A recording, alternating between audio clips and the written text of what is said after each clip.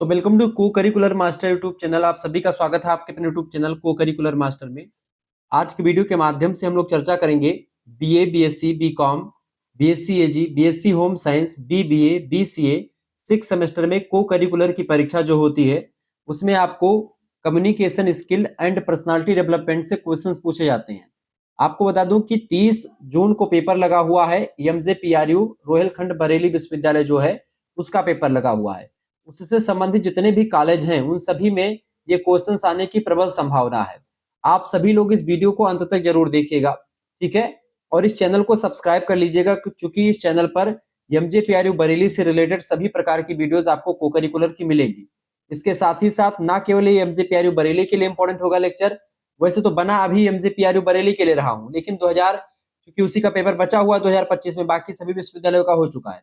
यह पेपर 2026-2027 की परीक्षाओं के लिए बहुत ही ज्यादा महत्वपूर्ण होगा। राम मनोहर लोहिया अवध विश्वविद्यालय के लिए, वीर बहादुर सिंह पूर्वांचल विश्वविद्यालय के लिए, महात्मा गांधी काशी विद्यापीठ के लिए, ठीक है। इसके अलावा मासा कुंभरी के लिए, इसके अलावा राजा महेंद्र प्रताप सिंह स्टेट यूनिवर्सिटी के लिए, चौधरी चरण सिंह मेरठ विश्वविद्यालय के लिए, जन नायक चंद्रशेखर बलिया विश्वविद्यालय, महाराजा सुहेल देव आजमगढ़ विश्वविद्यालय, छत्रपति साहू जी महाराज कानपुर विश्वविद्यालय, ऐसे ही डॉक्टर भीमराव अम्बेडकर आगरा विश्वविद्यालय, ऐसे तमाम प्रकार के और विश्वविद्यालयों में यह क्वेश्चंस परीक्षा में आएंगे। तो परेशान होने की बिल्कुल आपको जरूरत नहीं है। 2026-27 में देख रहे हैं तो भी इंपॉर्टेंट है, और बाकी 30 जून वाले बच्चे जिनका पेपर लगा हुआ है तो वो इसको वीडियो को अंत तक जरूर देख लीजिएगा, ठीक है। चलिए मैं कक्षा को प्रारंभ करता हूँ। 100 इंपॉर्टेंट क्वेश्चंस होंगे, उनको समझा करके विस्तार से मैं आपको समझाने का प्रयास करूंगा, ठीक है। परेशान नहीं होना है अपने को। चलिए, पहला क्वेश्चन आपकी स्क्रीन पर आ चुका है। पहला क्वेश्चन आ चुका है व्यक्तित्व। प्रश्न क्या आ चुका भैया, सभी लोग देखने का प्रयास करेंगे। पहला क्वेश्चन है व्यक्तित्व को मापने के लिए शब्द साहचर्य परीक्षण। शब्द साहचर्य परीक्षण जो एक प्रकार से वर्ड एसोसिएशन टेस्ट WAT कहा जाता है, for measuring personality was development by. इसका राइट आंसर क्या हो जाएगा? ऑप्शन ए दिया है यंग, यंग ने ही इसको दिया है बेसिकली। इसका करेक्ट आंसर क्या हो जाएगा? ए ऑप्शन, ठीक है। दूसरा क्वेश्चन आप देखेंगे, अब इसमें और भी चीजों को जान लीजिए। देखिए यंग का पूरा नाम क्या है, परीक्षा में अगर पूछा जाए तो यंग का नाम क्या है भैया? यंग का पूरा नाम है कार्ल गुस्टव जंग, ठीक है। इन्होंने पर्सनालिटी और अनकॉन्शियसनेस माइंड की स्टडी के लिए ये सिद्धांत विकसित किया था, ये बात आप ध्यान रखेंगे। और विद्वान आदमी है ये, ठीक है, यंग जो है, ठीक है। कार्ल गुस्ताव यंग इनका पूरा नाम है। परीक्षण मनोविश्लेषणवाद की विधियों में बहुत प्रसिद्ध हुआ है ये।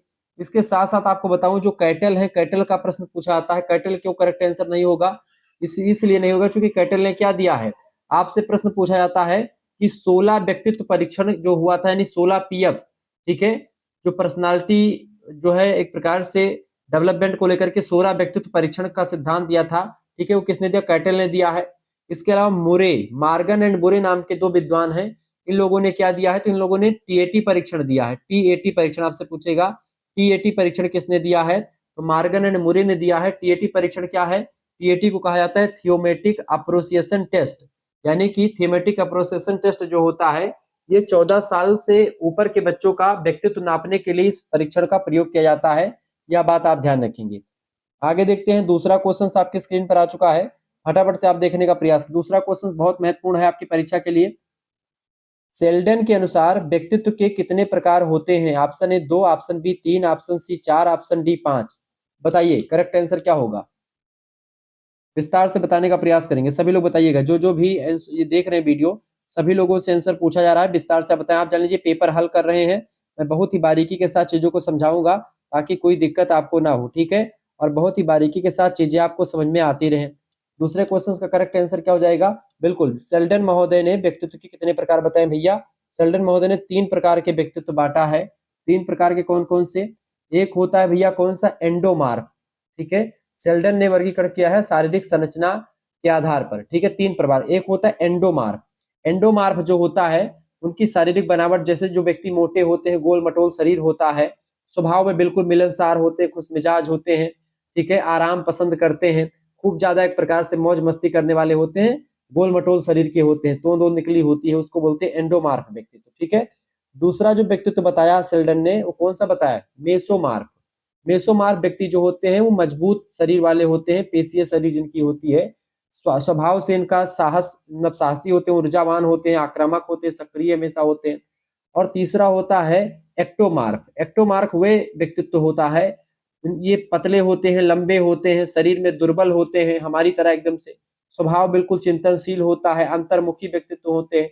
अच्छा, अंतर्मुखी व्यक्तित्व मेरा नहीं है, मैं खूब गपशप मारता हूँ गाँव वगैरह में जाकर के, तो संवेदनशीलता भी इनके अंदर होती है, शर्मीलेपन भी इनके अंदर होता है। एक्टोमार्फ, तो एक्टोमार्फ जो लंबा लंबा व्यक्ति होता है, पतला लंबा दुबला, ठीक है। मेसोमार्फ एकदम से मजबूत हट्टा कट्टा मुस्टंडा। और एंडोमार्फ जो होता है वो खुश मिजाज होता है, लेकिन वो गोल मटोल शरीर का होता है। तो इस तरीके से तीन बताते हैं सेल डर्नी। तो ऑप्शन नंबर इसका क्या लगाएंगे? बी ऑप्शन जिन बच्चों ने लगा दिया है उनका बिल्कुल राइट आंसर है।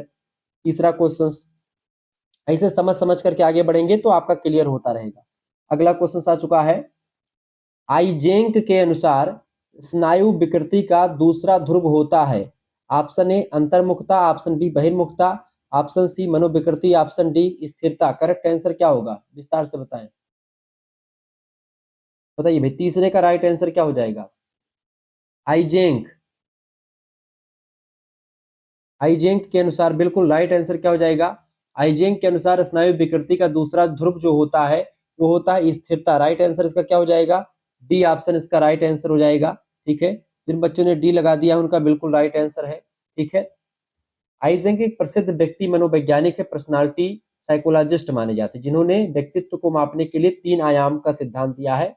ठीक है, जिसे जो है आइजेंक्स पेन मॉडल कहते हैं। PEN, 3 प्रकार की व्याख्या बताइए।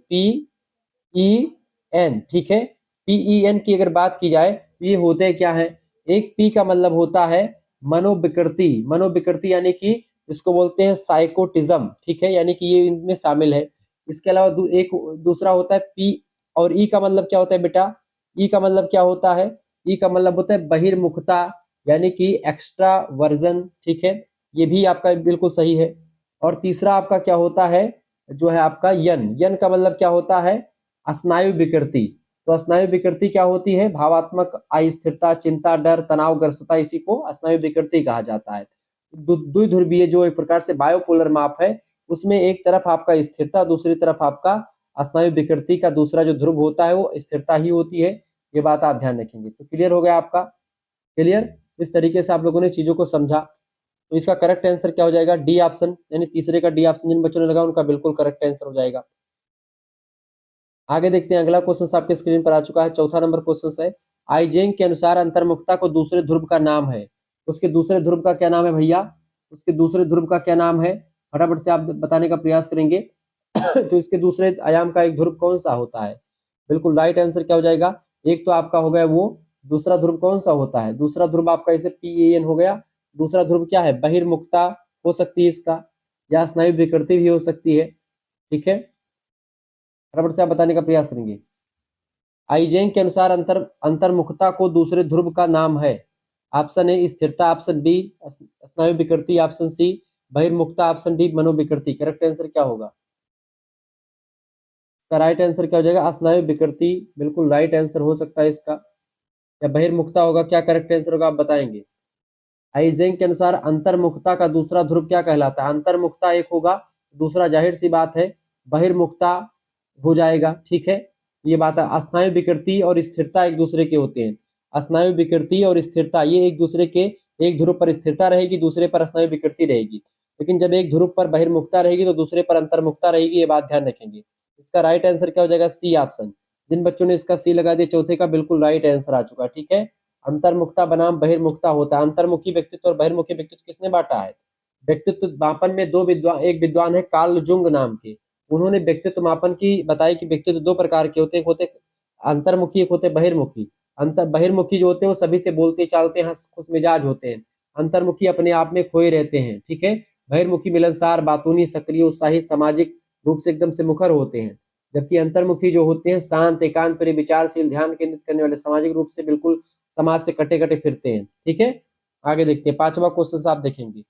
देखिए, तीव्र गति से चलने में कठिनाई इसलिए होगी क्योंकि आप इसमें समझ कम पाएंगे, इस वजह से इसको समझने का प्रयास करें। बहुत महत्वपूर्ण प्रश्न है।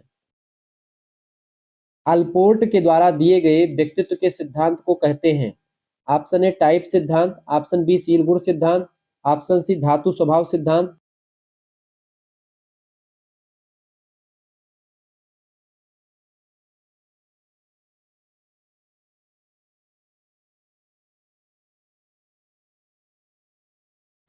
तो इसका करेक्ट आंसर क्या हो जाएगा भैया? इसका करेक्ट आंसर हो जाएगा सील गुण सिद्धांत। बिल्कुल राइट आंसर है आपका। सील गुण सिद्धांत जो है बी वाला ऑप्शन, ट्रेट थियरी, ये अल्पोर्ट महोदय ने दिया है। तो पांचवें करेक्ट आंसर क्या हो जाएगा? पांचवें का करेक्ट आंसर हो जाएगा बाबू बी ऑप्शन, इसका बिल्कुल राइट आंसर हो जाएगा। अल्पोर्ट ने व्यक्तित्व को समझने के लिए सील गुण सिद्धांत प्रस्तुत किया है। यह बात आप ध्यान रखेंगे। सील गुण सिद्धांत उन्होंने प्रस्तुत किया है, किसने? अल्पोर्ट महोदय ने। ठीक है, ये बात आप ध्यान रखेंगे। ये तमाम चीजें आपको मैं समझा रहा हूँ बहुत ही महत्वपूर्ण तरीके से। आगे बढ़ते हैं। छठा क्वेश्चन आपकी स्क्रीन पर आ चुका है, सभी लोग देखने का प्रयास करेंगे। छठा क्वेश्चन आपका स्क्रीन पर आ चुका है, सभी लोग देखेंगे। कैटल के व्यक्तित्व सिद्धांत का आधार क्या है? ऑप्शन ए कारक विश्लेषण, ऑप्शन बी अंतर वस्तु विश्लेषण, ऑप्शन सी सहसंबंध, ऑप्शन डी विचलन। करेक्ट आंसर क्या होगा इसका, बताएं।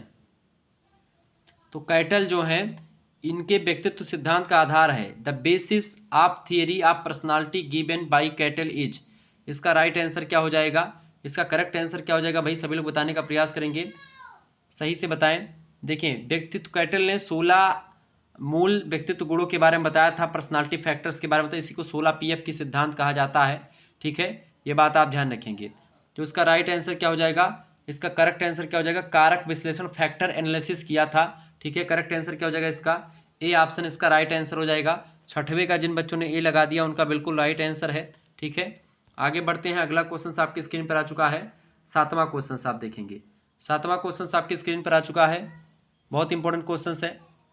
शब्द साहचर्य परीक्षण एक प्रकार की क्या है? ऑप्शन ए परीक्षण विधि, ऑप्शन बी साक्षात्कार विधि, ऑप्शन सी प्रक्षेपीय विधि, ऑप्शन डी इनमें से कोई नहीं। करेक्ट आंसर क्या होगा, बताइए।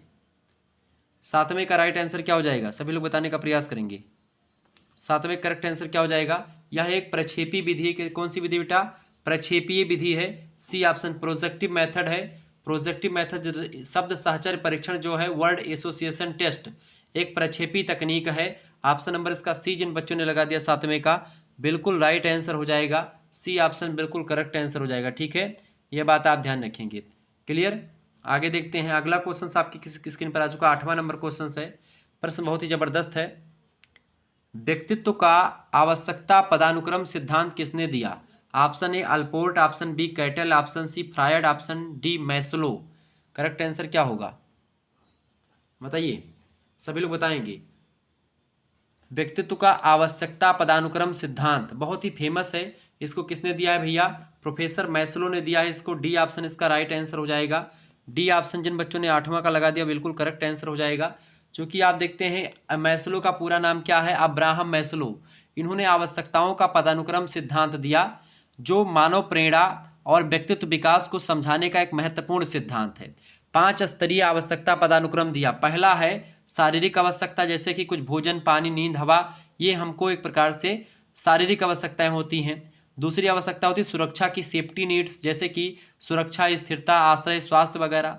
तीसरी आवश्यकता होती है सामाजिक आवश्यकता, ठीक है, मित्रता, प्रेम, परिवार संबंध। चौथी आवश्यकता होती है आत्मसम्मान की, जैसे मान सम्मान, उपलब्धि, आत्मविश्वास वगैरह हो जाना।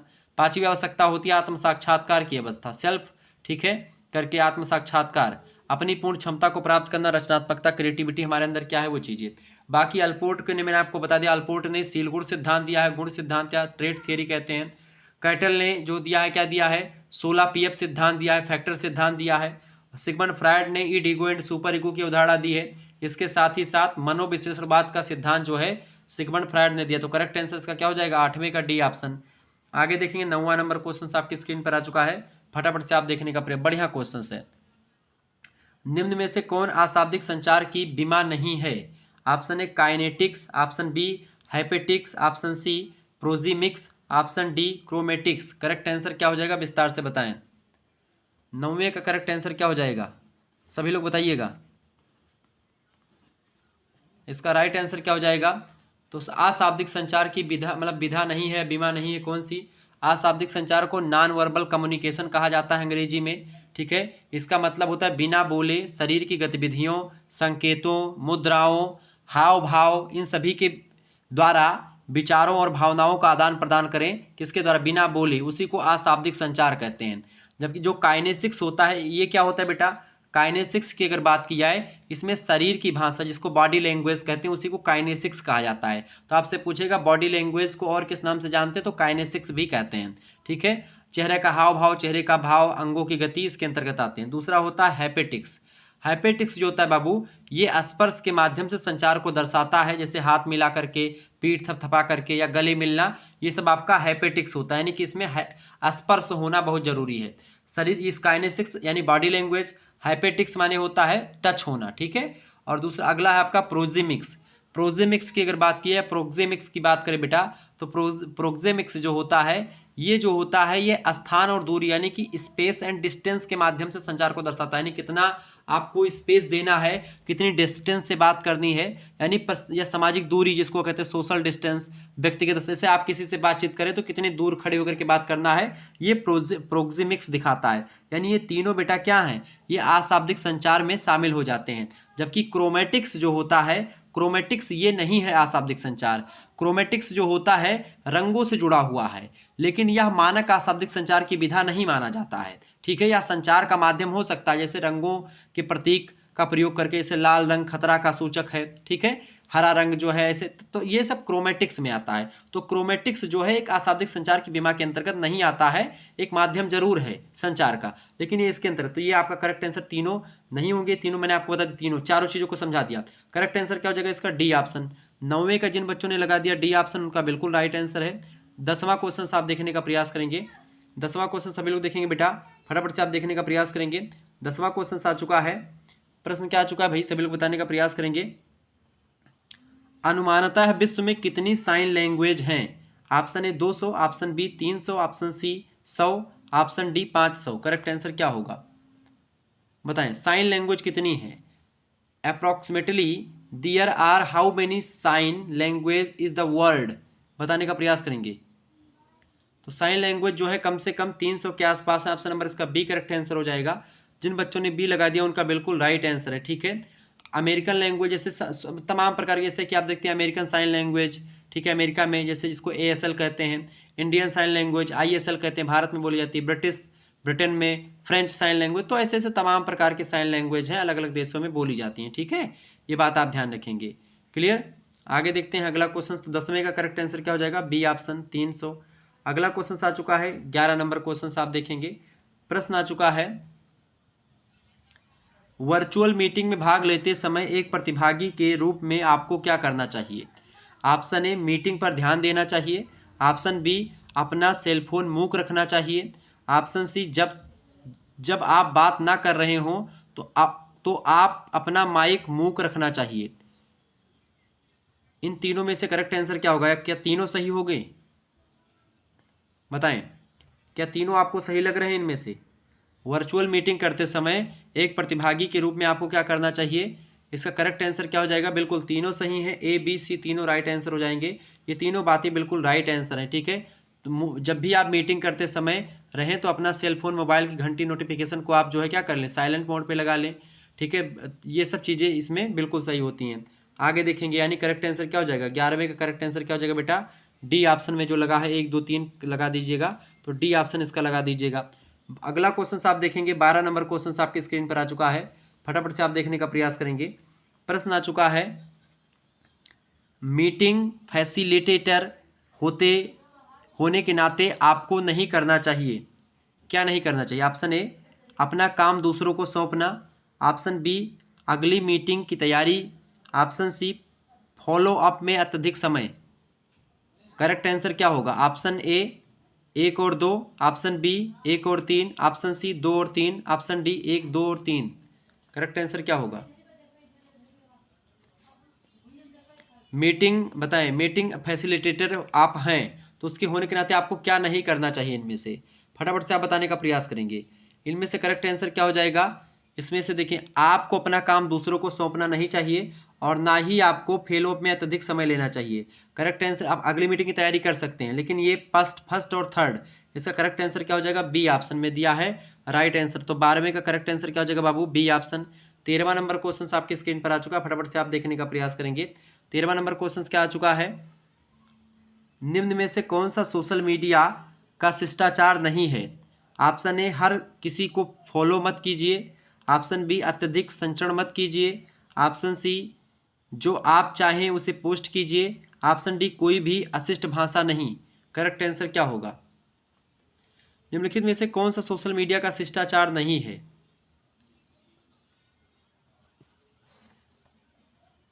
इनमें से करेक्ट आंसर क्या हो जाएगा?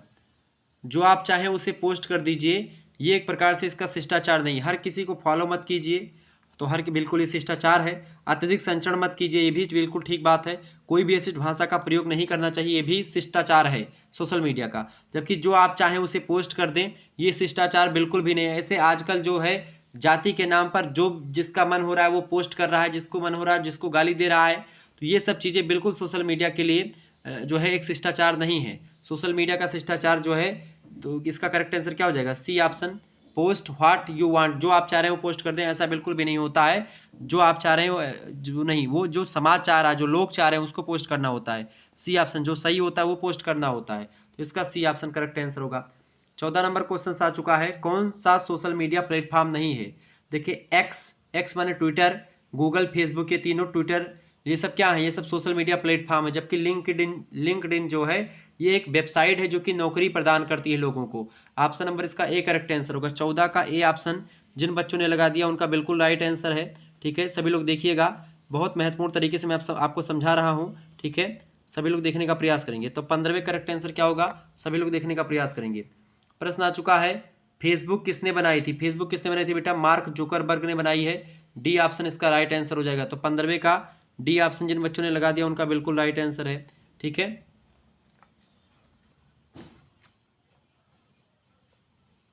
सभी लोग बताने का प्रयास करें। अगला क्वेश्चन आपके स्क्रीन पर आ चुका है, 16वां नंबर क्वेश्चन आपके स्क्रीन पर आ चुका है। व्यक्तित्व शब्द किस भाषा के शब्द परसोना से लिया गया है? सभी को पता होगा, लैटिन भाषा।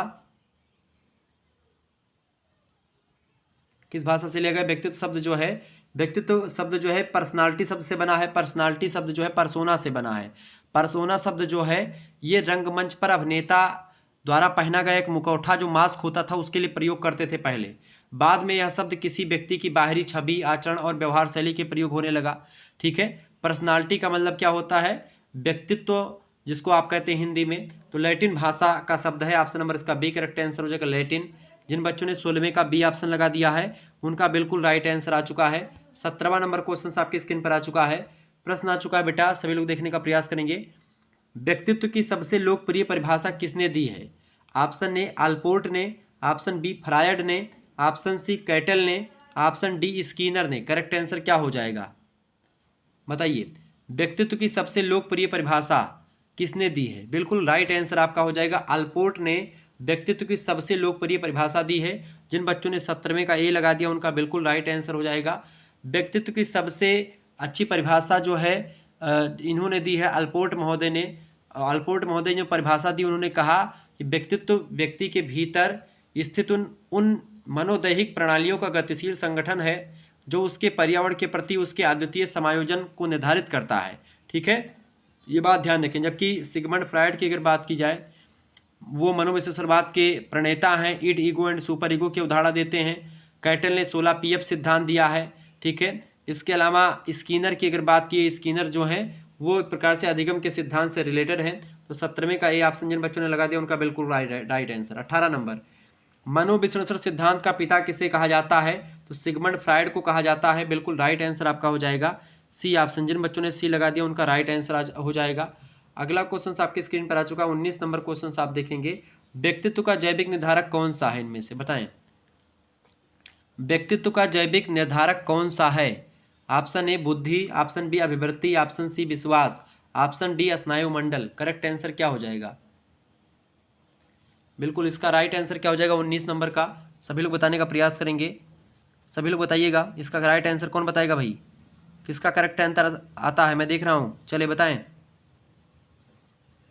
बिल्कुल राइट आंसर आपका क्या हो जाएगा? स्नायुमंडल बिल्कुल राइट आंसर है, डी ऑप्शन। नर्वस सिस्टम जो होता है व्यक्तित्व का जैविक निर्धारित करता है, ये बात आप ध्यान रखेंगे। क्लियर, ये बात आप ध्यान रखें, स्नायुमंडल जो होता है वही करता है। क्लियर, आगे देखते हैं। बुद्धि बेसिकली मानसिक योग्यता है, जैविक नहीं है, तो ये वैसे गलत हो जाएगा। अभिवृत्ति भी आपकी मानसिक योग्यता है, सामाजिक अनुभव से बनती है। विश्वास जो होता है सामाजिक और सांस्कृतिक कारकों पर आधारित होता है, तो यहाँ पर ये सब मनोवैज्ञानिक है, यानी कि मन से रिलेटेड है, जैविक नहीं है। जबकि स्नायुमंडल जो है जैविक है। तो 19 नंबर का राइट आंसर क्या हो जाएगा? डी ऑप्शन स्नायुमंडल। 20वां क्वेश्चन आप देखेंगे बाबू, 20 नंबर क्वेश्चन आपकी स्क्रीन पर आ चुका है, सभी लोग देखने का प्रयास करेंगे। शारीरिक संरचना और शारीरिक स्वास्थ्य व्यक्ति के निर्धारक होते हैं।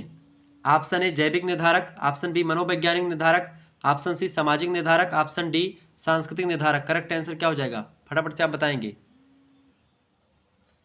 राइट आंसर क्या हो जाएगा इसका भाई, इसका करेक्ट आंसर क्या हो जाएगा, सभी लोग बताएंगे। बिल्कुल राइट आंसर इसका क्या हो जाएगा, जैविक। इसका करेक्ट आंसर क्या हो जाएगा, प्रश्न शारीरिक संरचना जो होती है शारीरिक स्वास्थ्य, किसको बिल्कुल करेक्ट आंसर क्या हो जाएगा, शारीरिक संरचना और शारीरिक स्वास्थ्य व्यक्ति के जैविक निर्धारक होते हैं। ऑप्शन नंबर इसका ए करेक्ट आंसर हो जाएगा, बायोलॉजिकल। 20वें करेक्ट आंसर क्या हो जाएगा, ए ऑप्शन जिन बच्चों ने लगा दिया है उनका बिल्कुल राइट आंसर आ चुका है। अगला क्वेश्चन से 21 नंबर क्वेश्चन आप देखेंगे, सभी लोग देखेंगे। किसे मानव अंतःस्राविक तंत्र की मास्टर ग्रंथि कहा जाता है। ऑप्शन ए एड्रिनल ग्रंथि, ऑप्शन बी पीयूष ग्रंथि, option C pancreas, option D कंठ ग्रंथि। ऑप्शन नंबर करेक्ट आंसर क्या होगा बताइए। 21 नंबर का राइट आंसर क्या होगा, कौन बताएगा। करेक्ट आंसर कौन बताएगा भाई, 21 का राइट आंसर कौन बताएगा। किसे मानव अंतःस्रावी ग्रंथ तंत्र की मास्टर ग्लैंड कहा जाता है, बताएं। Master gland of human endurance system. Correct answer क्या हो जाएगा, पीयूष ग्रंथि। पीयूष ग्रंथि यानी पिट्यूटरी ग्रंथि इज राइट आंसर। इसी को मास्टर ग्लैंड कहा जाता है। यह शरीर की अधिकांश अंतःस्रावी ग्रंथियों जैसे थायराइड, एड्रिनल, जनन ग्रंथि आदि को कंट्रोल में रखता है। ठीक है, जैसे ग्रोथ हार्मोन, THH, इन सभी के लिए एक प्रक्रिया जनन ग्रंथियों को कंट्रोल में करता है। बाकी एड्रिनल ग्रंथि जो होती फाइट और फ्लाइट प्रक्रिया में सहायक होती है। ठीक है, एड्रिनल हार्मोन को स्रावित करती है एड्रिनल ग्रंथि। पैनक्रियाज जो होता है यह इंसुलिन को स्रावित करता है। ठीक है, मास्टर ग्लैंड नहीं है ये। इसके अलावा कंठ ग्रंथि जो होता है यह मेटाबॉलिज्म नियंत्रण करती है, लेकिन खुद पीयूष ग्रंथि के द्वारा कंट्रोल में आती है, जो कंठ ग्रंथि है। थायराइड ग्रंथि। तो इस तरीके से करेक्ट आंसर क्या हो जाएगा 21 का पीयूष ग्रंथि, बी ऑप्शन इसका लग जाएगा। जिन बच्चों ने बी लगा दिया उनका बिल्कुल राइट आंसर है। चलिए आगे बढ़ते हैं और भी चीजों को जानने का प्रयास करते हैं। फटाफट से वीडियो को लाइक कर दीजिएगा, चैनल पर नए हैं तो सब्सक्राइब भी कर दीजिएगा। ठीक है, चलिए बहुत ही बारीकी के साथ आप चीजों को जान पा रहे हैं। तो इसका करेक्ट आंसर क्या होगा 21 का बी ऑप्शन यानी कि पीयूष ग्रंथि। 22 नंबर क्वेश्चन आपके स्क्रीन पर आ चुका है, फटाफट से आप देखने का प्रयास करेंगे। इंपॉर्टेंट क्वेश्चन, कौन सा व्यक्तित्व का मनोवैज्ञानिक निर्धारक है। ऑप्शन ए समस्थिति, ऑप्शन बी शारीरिक नियंत्रण, ऑप्शन सी वृद्धि, ऑप्शन डी इनमें से कोई नहीं। करेक्ट आंसर क्या हो जाएगा बताएं, सभी लोग बताने का प्रयास करेंगे। इसका राइट आंसर क्या होगा, इसका करेक्ट आंसर क्या होगा भाई, इसका करेक्ट आंसर क्या हो जाएगा, समस्थिति। इसका करेक्ट आंसर क्या हो जाएगा, समस्थिति इसका राइट आंसर हो जाएगा।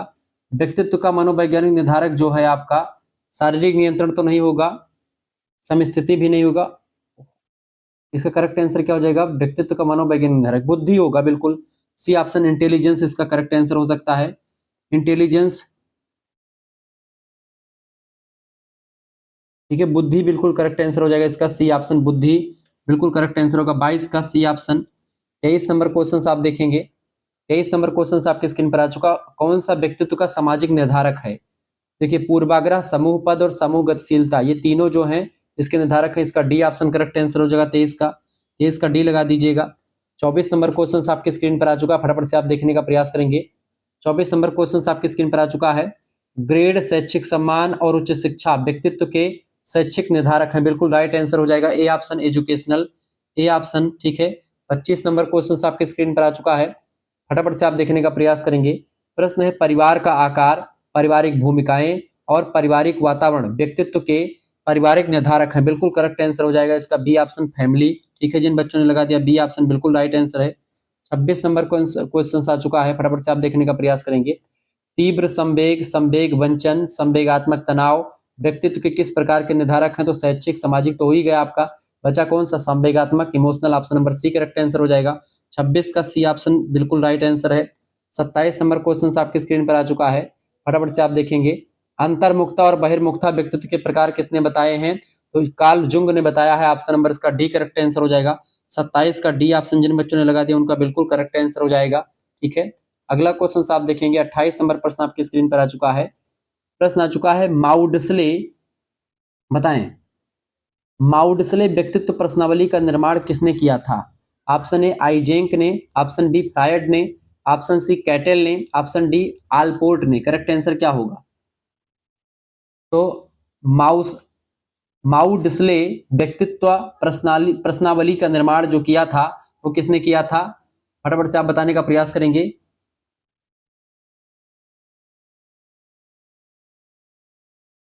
बताएं इसका करेक्ट आंसर क्या हो जाएगा? माउडस्ले व्यक्तित्व परीक्षण या व्यक्तित्व प्रश्नावली का निर्माण किसने किया था? माउडस्ले व्यक्तित्व प्रश्नावली।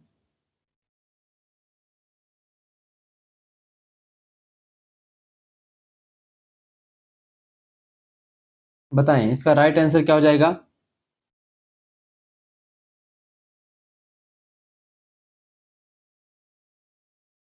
इसका करेक्ट आंसर क्या हो जाएगा? सभी लोग बताने का प्रयास करेंगे। इसका करेक्ट आंसर क्या हो जाएगा? आइजेंक बिल्कुल राइट आंसर है। ए ऑप्शन जिन बच्चों ने लगा दिया है उनका बिल्कुल करेक्ट आंसर हो जाएगा 28 का ए ऑप्शन। आगे बढ़िएगा, 29 नंबर क्वेश्चन आपके स्क्रीन पर आ चुका है। फटाफट से आप देखने का प्रयास करेंगे। कौन सा भैया? 29 नंबर क्वेश्चन आ चुका है।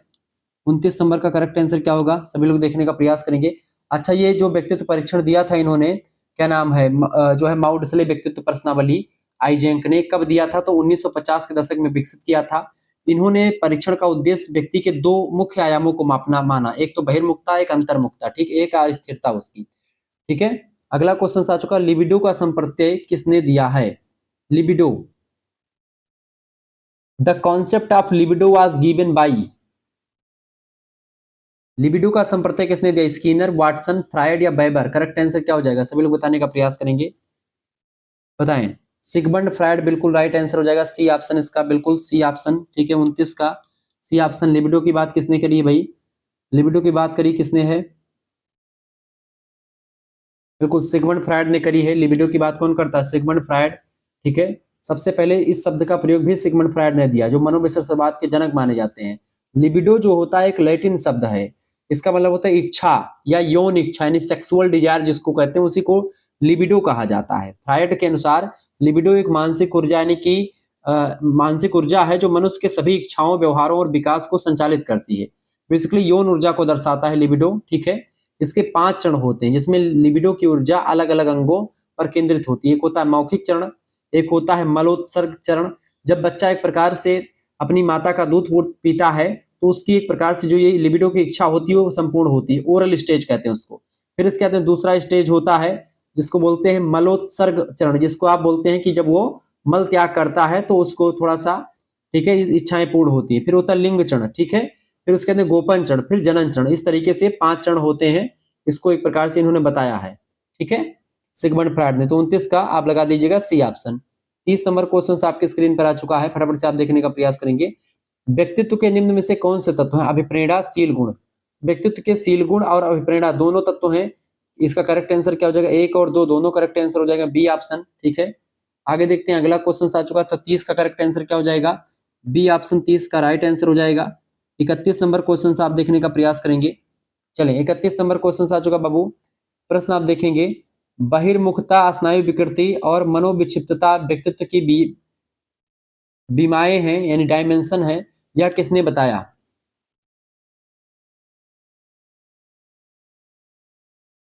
बहिर्मुखता स्नायु विकृति और मनोविक्षिप्तता व्यक्तित्व की बीमाएं हैं, यह किसने बताया? Option A Pavlov, option B Bandura, option C Horney, option D Eysenck. Correct answer क्या होगा? आइजेंक। राइट आंसर क्या हो जाएगा इसका?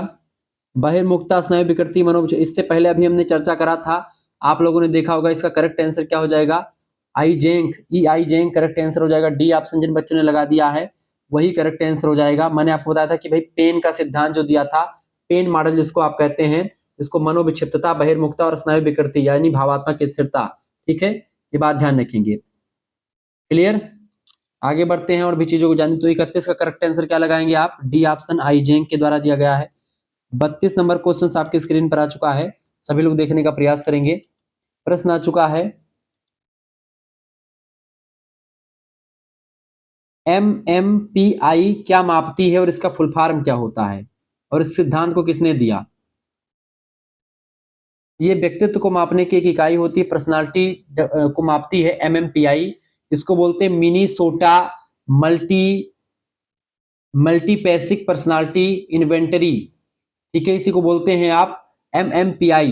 व्यक्तित्व परीक्षण का मतलब पर्सनालिटी टेस्ट है बेसिकली, व्यक्तित्व लक्षण को ये बताता है। तो इसका सी ऑप्शन बिल्कुल राइट आंसर हो जाएगा 32 का, ठीक है। ये बात आप ध्यान रखेंगे। इसमें जैसे कि अवसाद या हिस्टीरिया, समाज विरोधी प्रवृत्तियां, चिंता, एंजाइटी, इन सभी को मापा जाता है, मानसिक विकारों की प्रवृत्तियों को मापते हैं इसमें, ठीक है। ये बात आप ध्यान रखेंगे। MMPI जो होता है इसको क्या बोलते हैं, मिनीसोटा बहुपरकीय व्यक्तित्व सूची कहते हैं, मिनीसोटा मल्टी पैसिक पर्सनालिटी इन्वेंटरी कहा जाता है इसको। इस सिद्धांत को दिया किसने है, स्टार्क हार हैथवे या फिर जेसी मैककिनले, नाम आता है दोनों विद्वानों का। 1943 में इसको दिया गया था यूनिवर्सिटी ऑफ मिनीसोटा में, इसी वजह से इसको मिनीसोटा कहा जाता है। ये बात आप ध्यान रखेंगे, क्लियर। इसको लेकर के कई सारी चीजें हैं, चर्चा करते रहेंगे हम। आगे देखते हैं और भी चीजों को जानने का प्रयास करते हैं। फटाफट से वीडियो को शेयर कर दीजिएगा। अगला प्रश्न 33 नंबर आ चुका है, बताएं 16 व्यक्तित्व कारक प्रश्नावली का निर्माण किसने किया था। तो अभी भी मैंने आपको बताया था, कई बार मैंने आपको समझा चुका हूं। इसको किसने है, रेमंड कैटल ने। ऑप्शन नंबर इसका बी करेक्ट आंसर हो जाएगा। जिन बच्चों ने बी लगा दिया 33 का बिल्कुल करेक्ट आंसर हो जाएगा, ठीक है। 16 व्यक्तित्व परीक्षण जो उन्होंने बताया था वो कौन से बताए थे रेमंड कैटल ने, वो कौन कौन से हैं फटाफट से आप बताने का प्रयास करें। जैसे गर्मजोशी, तर्कशीलता, भावात्मक स्थिरता, प्रभुत्व, विवेकशीलता, ठीक है, सामाजिक साहस, ऐसे तमाम प्रकार के और 16 ठू हैं, ठीक है। आगे देखते हैं, कार्ल जुंग ने व्यक्तित्व को दो भागों में बांटा, अंतर्मुखी और बहिर्मुखी, ठीक है। सिगमंड फ्रायड ने मनोविश्लेषणवाद का सिद्धांत दिया, लिबिडो का सिद्धांत दिया, ईड ईगो एंड सुपर ईगो की बात करी, ठीक है। ये बात ध्यान रखेंगे। और अल्पोर्ट ने सीलगुण सिद्धांत दिया, ये सब ध्यान रखेंगे। 34 नंबर क्वेश्चन आ चुका है, टीएटी क्या है। टीएटी का मतलब क्या होता है बेटा, टीएटी की एक प्रक्षेपी तकनीक होती है। क्या होती है, प्रक्षेपीय परीक्षण होता है, प्रोजेक्टिव टेस्ट है टीएटी, थियोमेटिक अप्रोसिएशन टेस्ट कहा जाता है। 34 का ए ऑप्शन करेक्ट आंसर हो जाएगा। ये बात आप और ध्यान रखिएगा, ठीक है इसका, ठीक है। इसमें इसको किसने दिया था, इसको दिया था टीएटी व्यक्तित्व परीक्षण को मार्गन एंड मुरे ने दिया था। इसके विपरीत एक और होता है, उसका नाम है सीएटी, ठीक है, चाइल्ड मतलब कि चिल्ड्रन एप्रोसिएशन टेस्ट। ये जो है 11 साल के बच्चों तक किया जाता है परीक्षण व्यक्तित्व मापने के लिए, वो भी एक प्रक्षेपी तकनीक ही है व्यक्तित्व मापन की। तो टीएटी को मार्गन एंड मुरे ने दिया था, लेकिन सीएटी व्यक्तित्व परीक्षण किसने दिया था, सीएटी व्यक्तित्व परीक्षण दिया था लियोपोल्ड बेलोक ने। ये बात ध्यान रखें, परीक्षा में खूब पूछा जाता है। एक भी क्वेश्चन आपसे बाहर से नहीं आएगा। व्यक्तित्व परीक्षण, पर्सनालिटी डेवलपमेंट, आपको कहीं से भी कोई भी परीक्षा आपकी हो रही है, communication skill and personality development का एक भी क्वेश्चन आपसे पूछा जाएगा। तो आप इन प्रश्नों को अगर देख रहे हैं, मेरे चैनल से पढ़ रहे हैं, को करिकुलर मास्टर को आपने सब्सक्राइब किया है, एक भी क्वेश्चन आपका बाहर का नहीं आएगा। शुक्ला स्टडी पॉइंट, को करिकुलर मास्टर, ये सब आपके चैनल हैं। अगला क्वेश्चन, व्यक्तित्व को मापा जा सकता है परीक्षण के द्वारा, प्रश्नावली के द्वारा, प्रक्षेपीय परीक्षण के द्वारा, इन तीनों के द्वारा माप सकते हैं। डी ऑप्शन लगा देंगे उपरोक्त सभी। तो 35 नंबर का करेक्ट आंसर क्या हो जाएगा, 35 नंबर का डी ऑप्शन बिल्कुल राइट आंसर हो जाएगा। 36 नंबर क्वेश्चन आप देखेंगे बाबू, 36 नंबर क्वेश्चन आ चुका है, सही सुमेल कीजिए। देखिए ईड जो होता है क्या होता है बताएं, सही सुमेल कीजिए। Option A id, option B ego, option C superego. अगला सामने लिखा है, पहला नैतिकता का सिद्धांत, दूसरा सुख का सिद्धांत, तीसरा वास्तविकता का सिद्धांत। इनको मैच करना है आपको। तो सही सुमेल कौन सा होगा, फटाफट से आप बताने का प्रयास करेंगे। ईड ego and super ego, ईड ego and super ego की अगर बात करें, ईड ईगो, ईड जो होता है बेटा वो सुख का सिद्धांत है, यानी ईड आपका केस कहां पर लगेगा, सेकंड नंबर पर आपका ईड लग जाएगा। तो पहले का सेकंड किसमें है, पहले का सेकंड इसमें है। और देखिए थोड़ा सा इसको छोटा कर लीजिए, देखिए पहले का सेकंड इसमें है और पहले का सेकंड किसमें है, ये डी वाले में दिख रहा है, यानी कि पहले का सेकंड कहां पर है, ए वाले में है और डी वाले में है, बाकी दोनों वैसे आपके गलत हो गए। दूसरा जो है ईड यानी सुख का सिद्धांत, दूसरा ईगो जो आपका होता है वास्तविकता का सिद्धांत है, रियलिटी प्रिंसिपल है ईगो यानी वास्तविकता का सिद्धांत। तो बी का तीसरा इसमें दिया है, बी का पहला इसमें दिया, तो यानी ये भी गलत हो गया। सी का पहला यानी सुपर ईगो नैतिकता का सिद्धांत जाएगा, यानी इसका करेक्ट आंसर क्या हो जाएगा, ए ऑप्शन। जिन बच्चों ने ए लगा दिया है 36 का बिल्कुल राइट आंसर है, ए ऑप्शन बिल्कुल राइट आंसर है बेटा। ईड जो होता है, ईड बेटा जन्म से मौजूद होता है या केवल सुख और तत्कालिक संतुष्टि चाहता है ईड, ठीक है।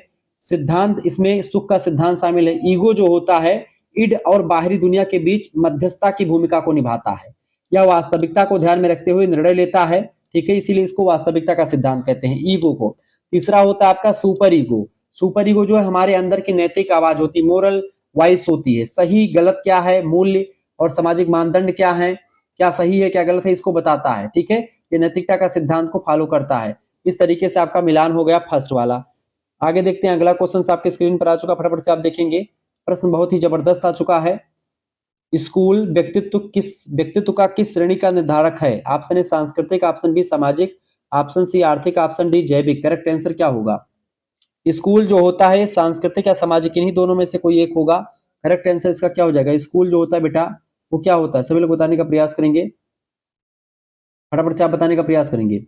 स्कूल व्यक्तित्व का किस श्रेणी का निर्धारक होता है? ऑप्शन ए सांस्कृतिक, ऑप्शन बी सामाजिक, ऑप्शन सी आर्थिक, ऑप्शन डी जैविक। करेक्ट आंसर क्या होगा बताएं, इसका राइट आंसर क्या हो जाएगा? बिल्कुल राइट आंसर, सभी बच्चों का बिल्कुल राइट आंसर आ रहा है। स्कूल जो होता है ये सामाजिक संपर्क स्थापित करता है, इसलिए सामाजिक निर्धारक कहा जा सकता है। करेक्ट आंसर क्या हो जाएगा? सोशल, इसका बी ऑप्शन बिल्कुल राइट आंसर। 37 का जिन बच्चे ने बी लगा दिया है उनका बिल्कुल करेक्ट आंसर हो जाएगा। सामाजिक संपर्क करता है, अनुशासन, सहयोग, नेतृत्व, प्रतिस्पर्धा, इन सभी को बढ़ाता है स्कूल। ठीक है, अगला क्वेश्चन आ चुका है। हाइजीन शब्द की उत्पत्ति किस शब्द से हुई है? हाइजीन शब्द की उत्पत्ति किस शब्द से हुई है और किस भाषा का शब्द? बताएं, दोनों प्रश्न आपसे पूछा सकता है। हाइजीन शब्द माने होता है स्वच्छता, हाइजीन का मतलब क्या होता है? स्वच्छता। ये ग्रीक भाषा का शब्द है हाइजिया शब्द, HYGEIA, हाइजिया कह सकते हैं इसको। हाइजिया यहाँ पर लिखा हुआ अगर मिलेगा, हाइजिया। ठीक है, हाइजिया यानी कि HYGEIA।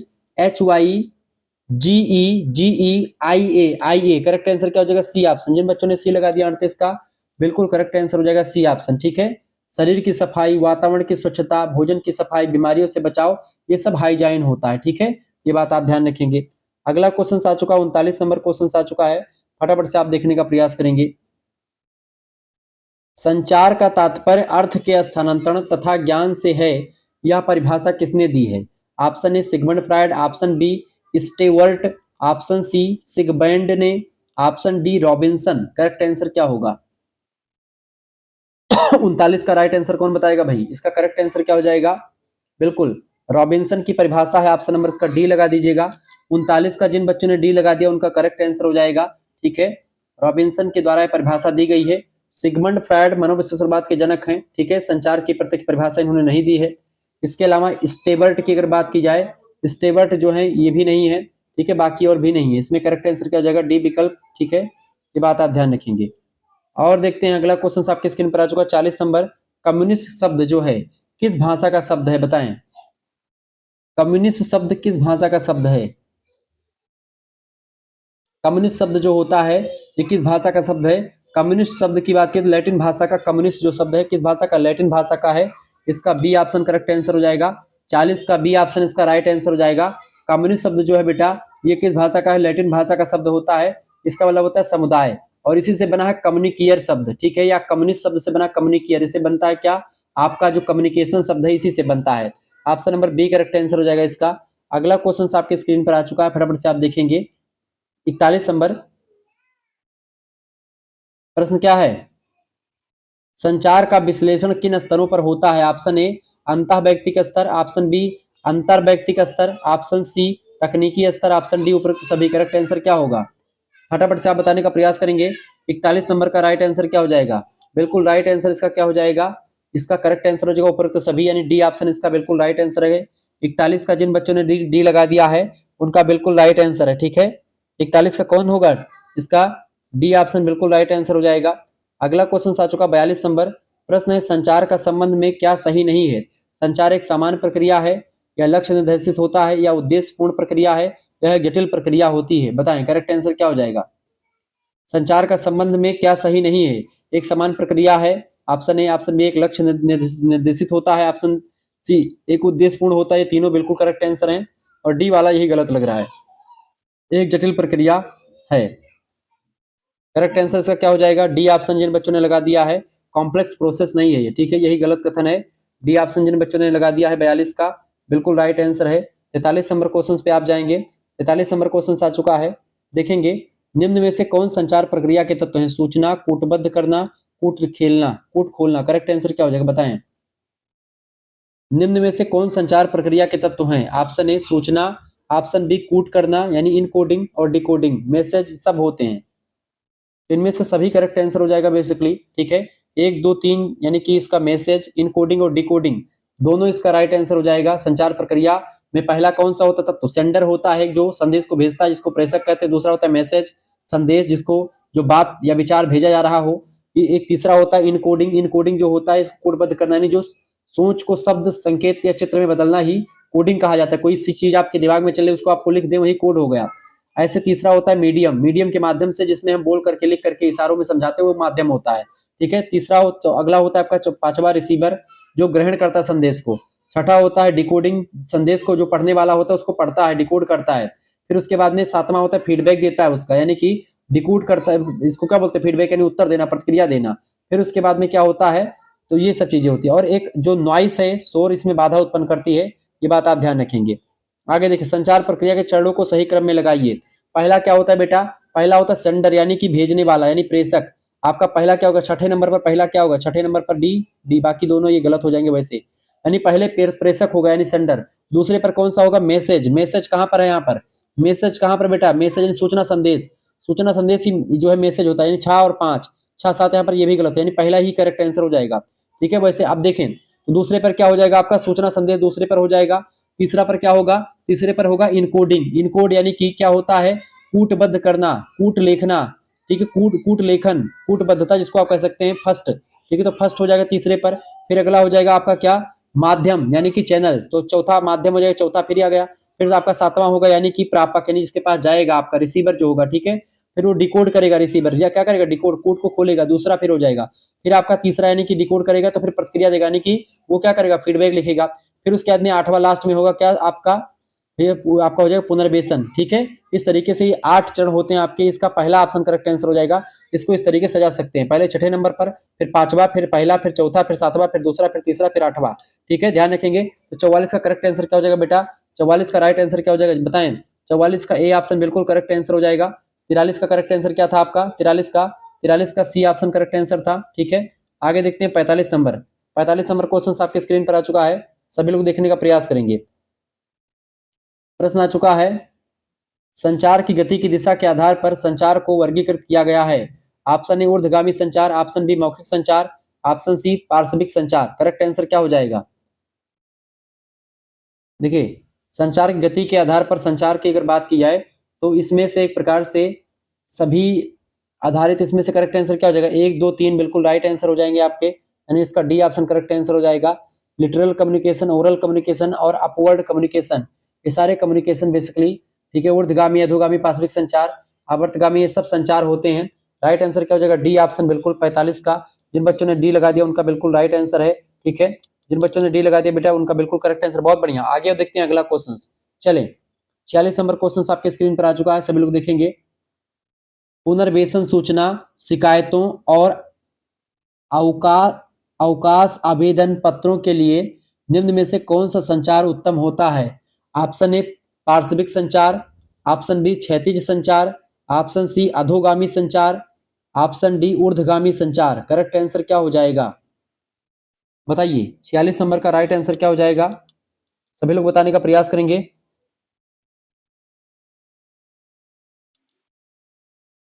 इसका राइट आंसर क्या हो जाएगा? 46 का कौन करेक्ट आंसर बताएगा? बताएं। पुनर्वेशन सूचना, शिकायतें और अवकाश आवेदन पत्रों के लिए जो संचार उपयुक्त होता है वो कौन सा संचार उपयुक्त होता है बेटा? ऊर्ध्वगामी संचार, जिसको आप कह सकते हैं ऊर्ध्वगामी संचार जो होता है वो ज्यादा बेटर हो जाएगा इसका। ऊर्ध्वगामी संचार ऑप्शन नंबर इसका डी करेक्ट आंसर होगा। अपवर्ड कम्युनिकेशन, डी ऑप्शन लगा दीजिएगा। बाकी जैसे जो पार्श्विक संचार होता है एक ही स्तर पर सहकर्मियों के बीच, यानी कि पार्श्विक संचार जो होता है लिटरल कम्युनिकेशन, जब दो समान व्यक्तियों के बीच में एक प्रकार से बातचीत करना होता है तब लिखा जाता है। क्षैतिज संचार जो होता है यह भी समान स्तर के विभाग को और लोगों के बीच में लिखा जाता है। अधोगामी संचार जो होता है ये वरिष्ठ से कनिष्ठ की ओर निर्देश देने वाला, यानी कि जो उच्च होता है वो अपने नीचे जो काम कर रहे लोग हैं उनको निर्देश देता है। जबकि शिकायत और अवकाश आवेदन से छुट्टी लेना है आपको तो अपने अपने बॉस से बोलेंगे ना छुट्टी लेना है हमको, तो आपका बॉस आपसे बड़ा है तो आप उसको चिट्ठी लिखेंगे तो वो होगा आपका अपवर्ड कम्युनिकेशन, ऊर्ध्वगामी संचार। Option number D correct answer हो जाएगा यहाँ पर। आगे देखते हैं अगला क्वेश्चन आपके स्क्रीन पर आ चुका है। आदेश निर्देश देने के लिए निम्न में से कौन सा संचार समानता प्रयोग करते हैं? यहाँ पर देखिए क्षैतिज सामान्य हो जाएगा, पार्श्विक समान स्तर पर होगा। अधोगामी जो होता है यानी डाउनवर्ड कम्युनिकेशन, डाउनवर्ड में ही आप आदेश देंगे, कमांड करेंगे, निर्देश देंगे किसी को, भाई ये कर लाओ वो कर लाओ। बाकी ऊर्ध्वगामी क्या होता है, छोटा जो कर्मचारी होता है वो अधिकारियों से छुट्टी के लिए प्रार्थना पत्र लिखता है, तो वो ऊर्ध्वगामी हो जाएगा। अधोगामी यहाँ पर लग जाएगा सी ऑप्शन, 47 का सी ऑप्शन करेक्ट आंसर हो जाएगा। 48 नंबर क्वेश्चन आपकी स्क्रीन पर आ चुका है, फटाफट से आप देखने का प्रयास करेंगे। संचार के माध्यम के आधार पर संचार को वर्गीकृत किया जाता है। मौखिक संचार, लिखित संचार और चित्रीय संचार, ये तीनों प्रकार के संचार होते हैं। ठीक है, संचार के माध्यम के आधार पर लिखित, मौखिक और चित्रीय। ऑप्शन नंबर डी लगा देंगे, ऑल ऑफ द अबव। 48 का डी ऑप्शन जिन बच्चों ने लगा दिया उनका बिल्कुल करेक्ट आंसर आ गया है। अगला क्वेश्चन आप देखेंगे 49 नंबर क्वेश्चन। 49 नंबर प्रश्न आ चुका है, मौखिक संचार के क्या दोष हैं? मौखिक संचार के क्या दोष हैं भैया, फटाफट से आप बताएंगे। परिशुद्धता की कमी, सशक्ति की कमी और परिवर्तन की संभावना। करेक्ट आंसर का जो मौखिक संचार से कि यही तीनों दोष हैं। ऑप्शन नंबर इसका ए करेक्ट आंसर हो जाएगा। जिन्होंने ए लगा दिया जिन बच्चों ने उनका बिल्कुल करेक्ट आंसर है। अच्छा, अगला क्वेश्चन आप देखेंगे 50 नंबर क्वेश्चन आ चुका है। प्रश्न, लिखित संचार के लाभ कौन से हैं? लिखित संचार यह अधिक विश्वसनीय होता है। लिखित संचार बिल्कुल, विकृति की कोई संभावना नहीं होती और अधिक खर्चीला होता है। यह लिखित संचार, बिल्कुल लिखित संचार मौखिक संचार से अधिक खर्चीला हो सकता है। करेक्ट आंसर क्या हो जाएगा? लिखित संचार के लाभ हैं, ऑप्शन ए अधिक विश्वसनीय होता है, ऑप्शन बी विकृति की कोई संभावना नहीं होती, ऑप्शन सी या अधिक खर्चीला होता है। करेक्ट आंसर क्या होगा? तो लिखित संचार के सारे लाभ बेसिकली मेरे हिसाब से सभी ठीक है। तो करेक्ट आंसर क्या हो जाएगा? बिल्कुल राइट आंसर इसका क्या हो जाएगा? बिल्कुल, इसमें थोड़ा सा खर्चीला भी हो सकता है। तो इसका खर्चीला होना उसका लाभ नहीं बेटा, तो इसको हटा दीजिएगा, खर्चीला होना। बाकी दो, विश्वसनीय होता है और विकृति की कोई संभावना नहीं होती है। ठीक है, यह संदेश ठीक से न, तो इसका करेक्ट आंसर क्या हो जाएगा? पहला और दूसरा बिल्कुल राइट आंसर है। बी ऑप्शन जिन बच्चों ने लगा दिया उनका बिल्कुल करेक्ट आंसर है। 50 का बी ऑप्शन लग गया आपका। 51 नंबर क्वेश्चन आप देखेंगे, 51 नंबर क्वेश्चन आ चुका है, फटाफट से आप देखने का प्रयास करेंगे। प्रश्न क्या आ चुका है, जब हम संचार में चित्रों, प्रतीकों और वक्रों का प्रयोग करते हैं तो इसे हम क्या कहते हैं? मौखिक संचार, लिखित संचार या चित्रीय संचार या इनमें से कोई नहीं? करेक्ट आंसर क्या होगा?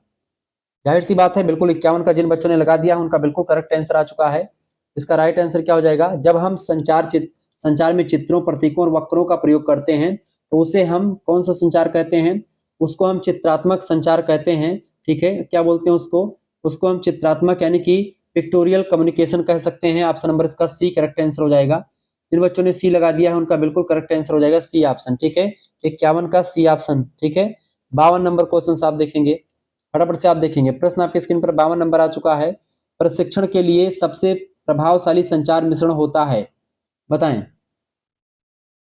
प्रशिक्षण के लिए सबसे प्रभावशाली संचार मिश्रण होता है। ऑप्शन ए मौखिक और चित्रीय संचार, ऑप्शन बी लिखित और चित्रीय संचार, ऑप्शन सी मौखिक, लिखित और चित्रीय संचार, ऑप्शन डी इनमें से कोई नहीं। करेक्ट आंसर क्या होगा? जाहिर सी बात है इसका C option correct, oral, written and जो है पिक्टोरियल। करेक्ट आंसर क्या हो जाएगा इसका? 52 नंबर का सी ऑप्शन। लिख करके, बोल करके और चित्र बना करके अगर समझाएंगे ज्यादा बेटर तरीके से समझ में आ जाएगा बच्चों को। करेक्ट आंसर क्या हो जाएगा इसका? C option. आगे देखते हैं, अगला क्वेश्चन आपके स्क्रीन पर आ चुका है। प्रश्न आप देखेंगे, चुप्पी एक प्रकार का शाब्दिक संचार है या अशाब्दिक संचार है, या फिर शाब्दिक और अशाब्दिक दोनों है, या फिर मौखिक संचार है? करेक्ट आंसर क्या होगा बताएं? 53 नंबर का करेक्ट आंसर क्या होगा? चुप्पी जो होता है ये एक प्रकार से अशाब्दिक संचार होता है। चुप्पी क्या है? साइलेंस जो होता है एक अशाब्दिक नॉन वर्बल कम्युनिकेशन है। ऑप्शन नंबर इसका बी करेक्ट आंसर होगा। 53 का बी ऑप्शन राइट आंसर होगा। 54 नंबर क्वेश्चन आप देखेंगे। ठीक है, आगे देखते हैं। अगला क्वेश्चन 54 नंबर क्वेश्चन आ चुका है, निम्नलिखित में से कौन सी संचार की विशेषता नहीं है? यह गतिशील होता है संचार, बिल्कुल होता है। यह व्यवस्थित भी होता है, ये इसमें संबंध भी शामिल होता है। यह जटिल नहीं होते, तो यही गलत हो जाएगा सी ऑप्शन। ठीक है, 54 का सी ऑप्शन गलत है, बाकी सब सही है। आगे देखिएगा, 54 आपका हो गया। 55 नंबर क्वेश्चन आप देखेंगे बेटा। 55 नंबर क्वेश्चन आपकी स्क्रीन पर आ चुका, फटाफट से आप देखने का प्रयास करेंगे, सभी लोग बताइएगा। 55 नंबर क्वेश्चन आपका क्या दिया हुआ है? प्रश्न, वह संचार जिसमें शरीर का हाव भाव, शारीरिक मुद्रा और चेहरे के भाव शामिल होते हैं क्या कहलाता है? वह संचार जिसमें शारीरिक हाव भाव, शारीरिक मुद्रा और चेहरे के भाव शामिल होते हैं वह क्या कहलाता है? ऑप्शन ए अशाब्दिक संचार, ऑप्शन बी शाब्दिक संचार, ऑप्शन सी मौखिक संचार, ऑप्शन डी चित्रीय संचार। करेक्ट आंसर क्या होगा? किसी को बोलते हैं बेटा ओरल कम्युनिकेशन, यानी कि करेक्ट आंसर क्या हो जाएगा 55 नंबर का? बिल्कुल राइट आंसर है सी ऑप्शन। मौखिक संचार बोल सकते हैं इसको, ठीक है, मौखिक संचार कहते हैं, ठीक है, इसको क्या बोलते हैं?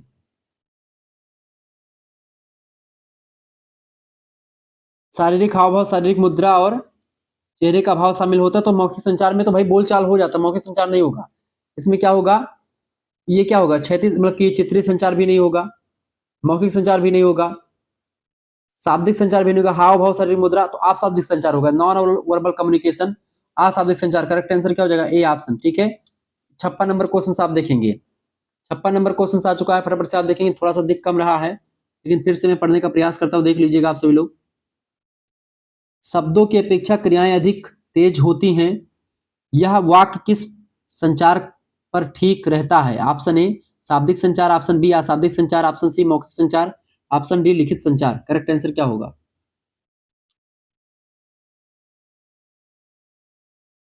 शब्दों की अपेक्षा क्रियाएं अधिक तेज होती हैं, यह कथन किस प्रकार के संचार पर लागू होता है?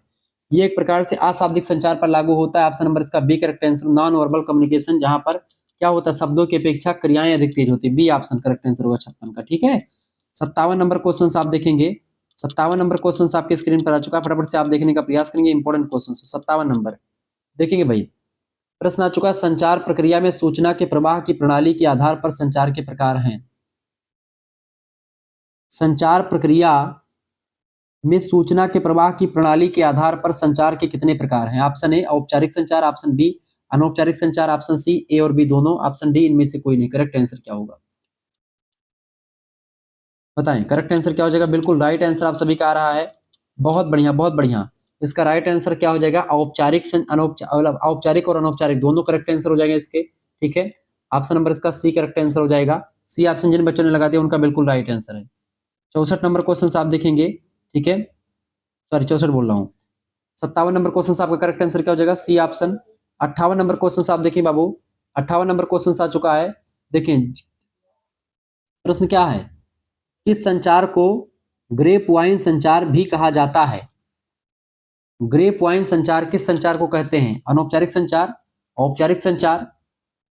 तो बिल्कुल ग्रेप वाइन संचार जो है अनौपचारिक संचार को कहते हैं। ऑप्शन नंबर इसका ए करेक्ट आंसर होगा, इनफॉर्मल, ठीक है, संचार को। Option number A correct answer हो जाएगा।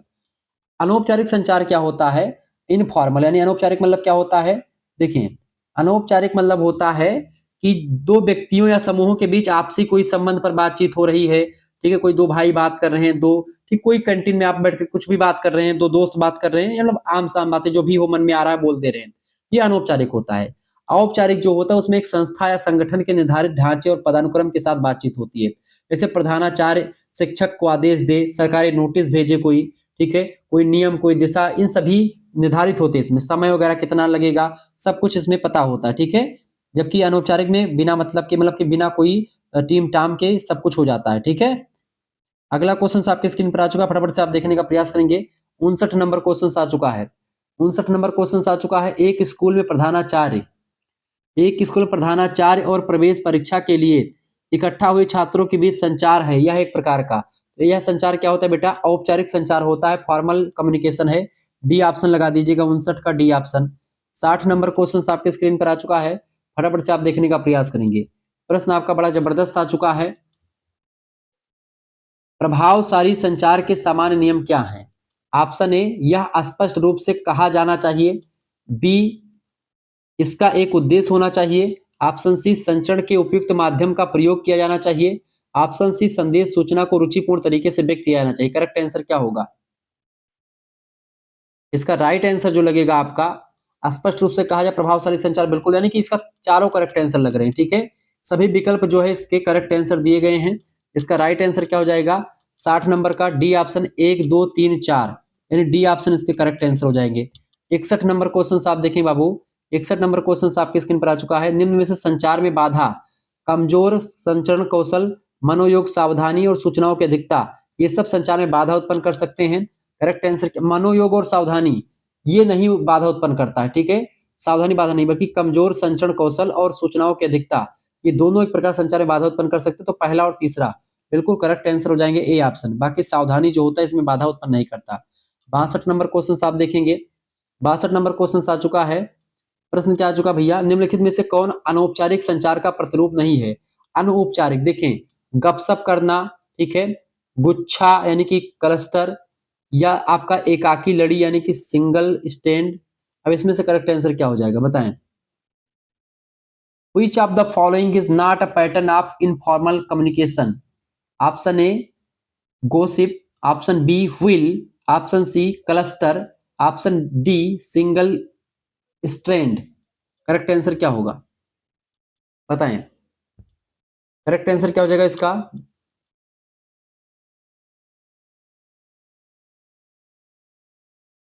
क्लस्टर गेन वन पर्सन मतलब कि इसमें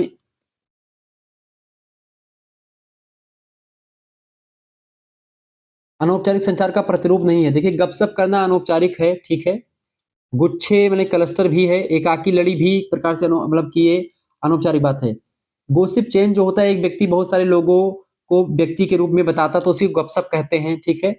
क्लस्टर चेन जो होता है ये क्या होता है? क्लस्टर में क्या होता है, जो क्लस्टर होता है इसमें एक व्यक्ति कुछ लोगों को बताता है और वे आगे कुछ लोगों को बताते हैं, इसको क्लस्टर चेन कहते हैं। इसमें सिंगल जो आपका ये होता है सिंगल स्टैंड चेन जो होता है, जानकारी एक के बाद एक व्यक्ति को मिलती रहती है, तो ये भी एक प्रकार से इसमें चलता है, ठीक है। इसमें ये दूसरा जो आपका क्या है, बी ऑप्शन में क्या है, व्हील है, वृत्त।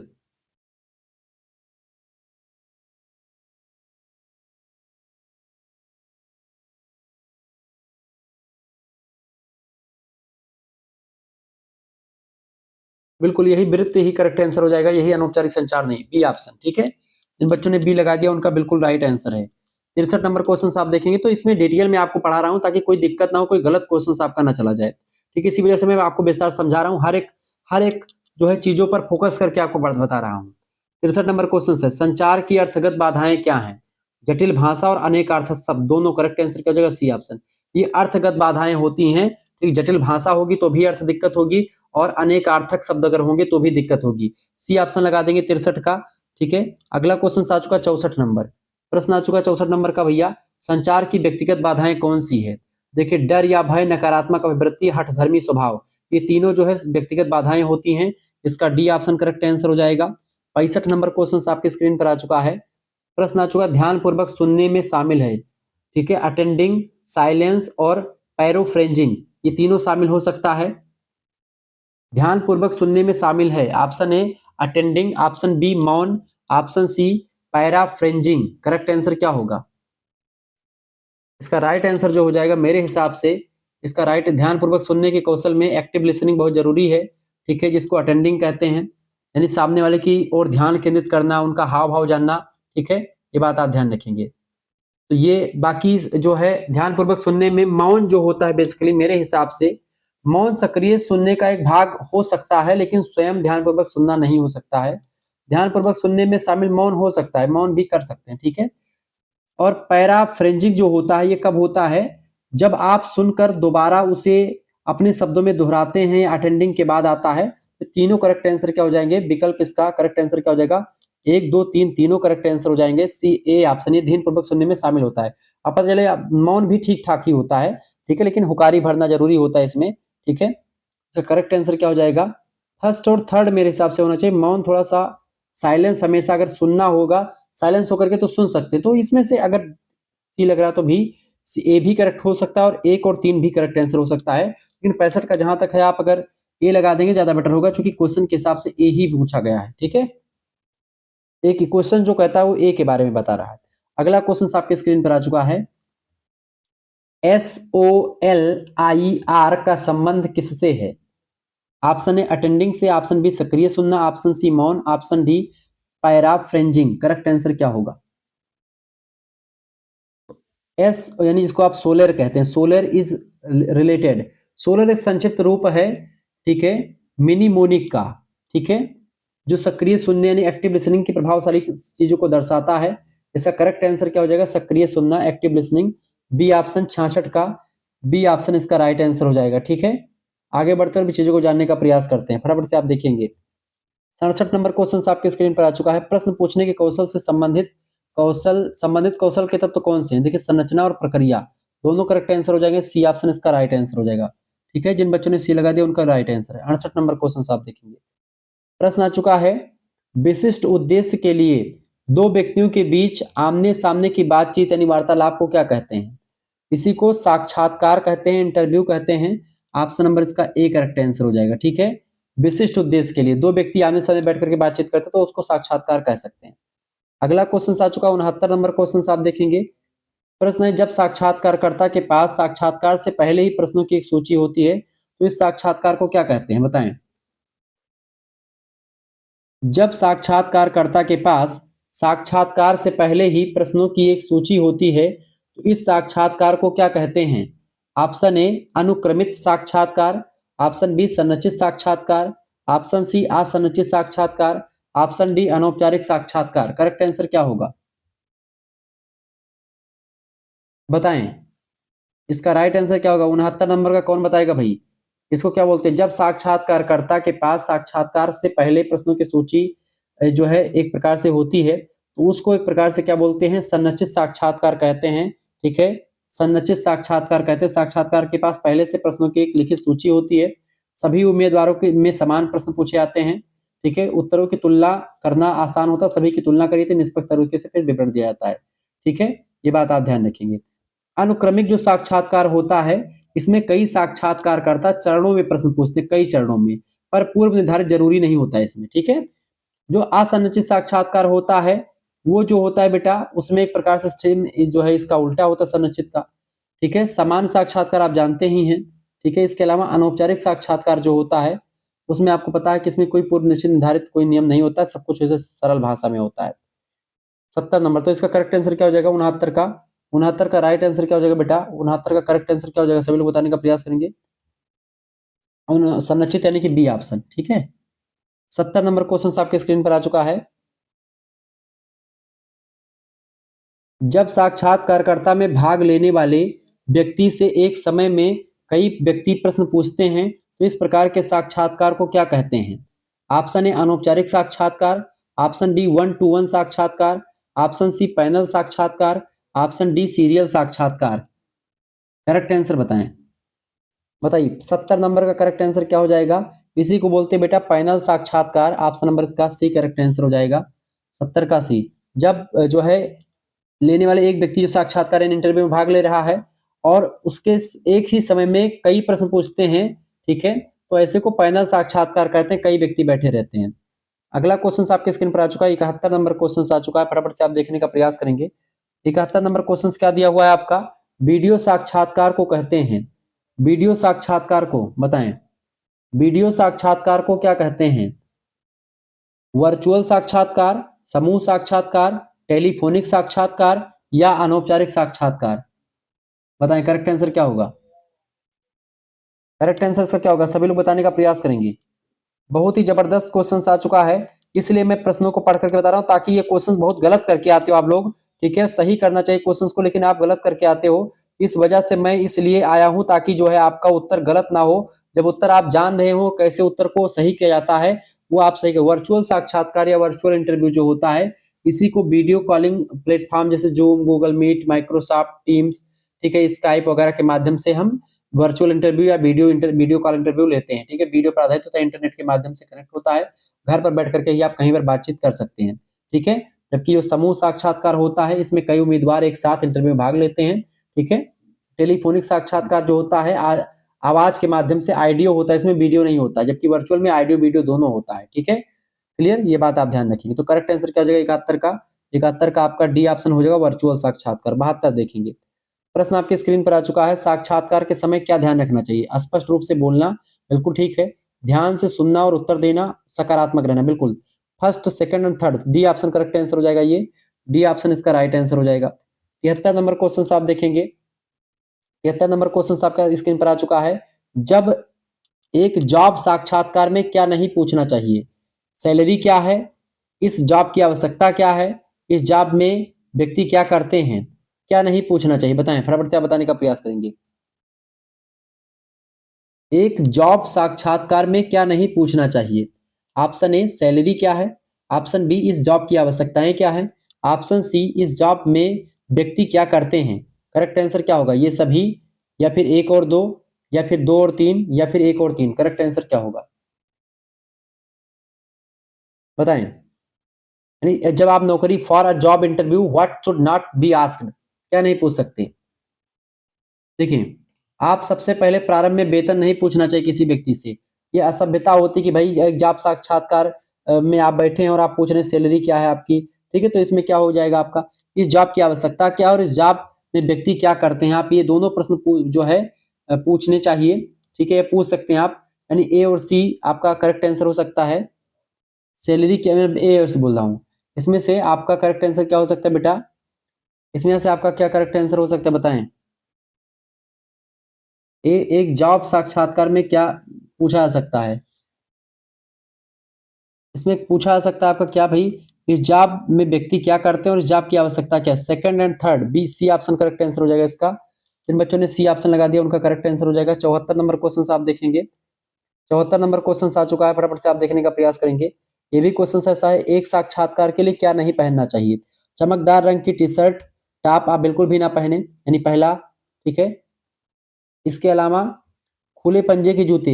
एक मिनट, यहाँ पर प्रश्न क्या पूछा गया है कि एक जॉब साक्षात्कार में क्या नहीं पूछना चाहिए? तो सैलरी क्या है ये नहीं पूछना चाहिए, ठीक है? इस जॉब में व्यक्ति क्या करते हैं पूछ सकते हैं। इसका, इस जॉब की आवश्यकताएं क्या है और इस जॉब में क्या करते हैं? बेसिकली मेरे हिसाब से तीनों,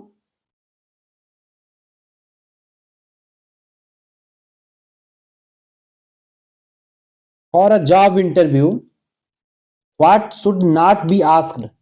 option A what is the salary, option B what are the requirement of the job, option C what does the person in this job do. Correct answer क्या हो जाएगा? एक या दो, दो या तीन, एक या तीन, या फिर एक दो तीन? करेक्ट आंसर इसका बताएं। ये थोड़ा सा आपको दिमाग लगाने वाला क्वेश्चन आपसे पूछा गया है। इसका करेक्ट आंसर जो हो जाएगा, ठीक है,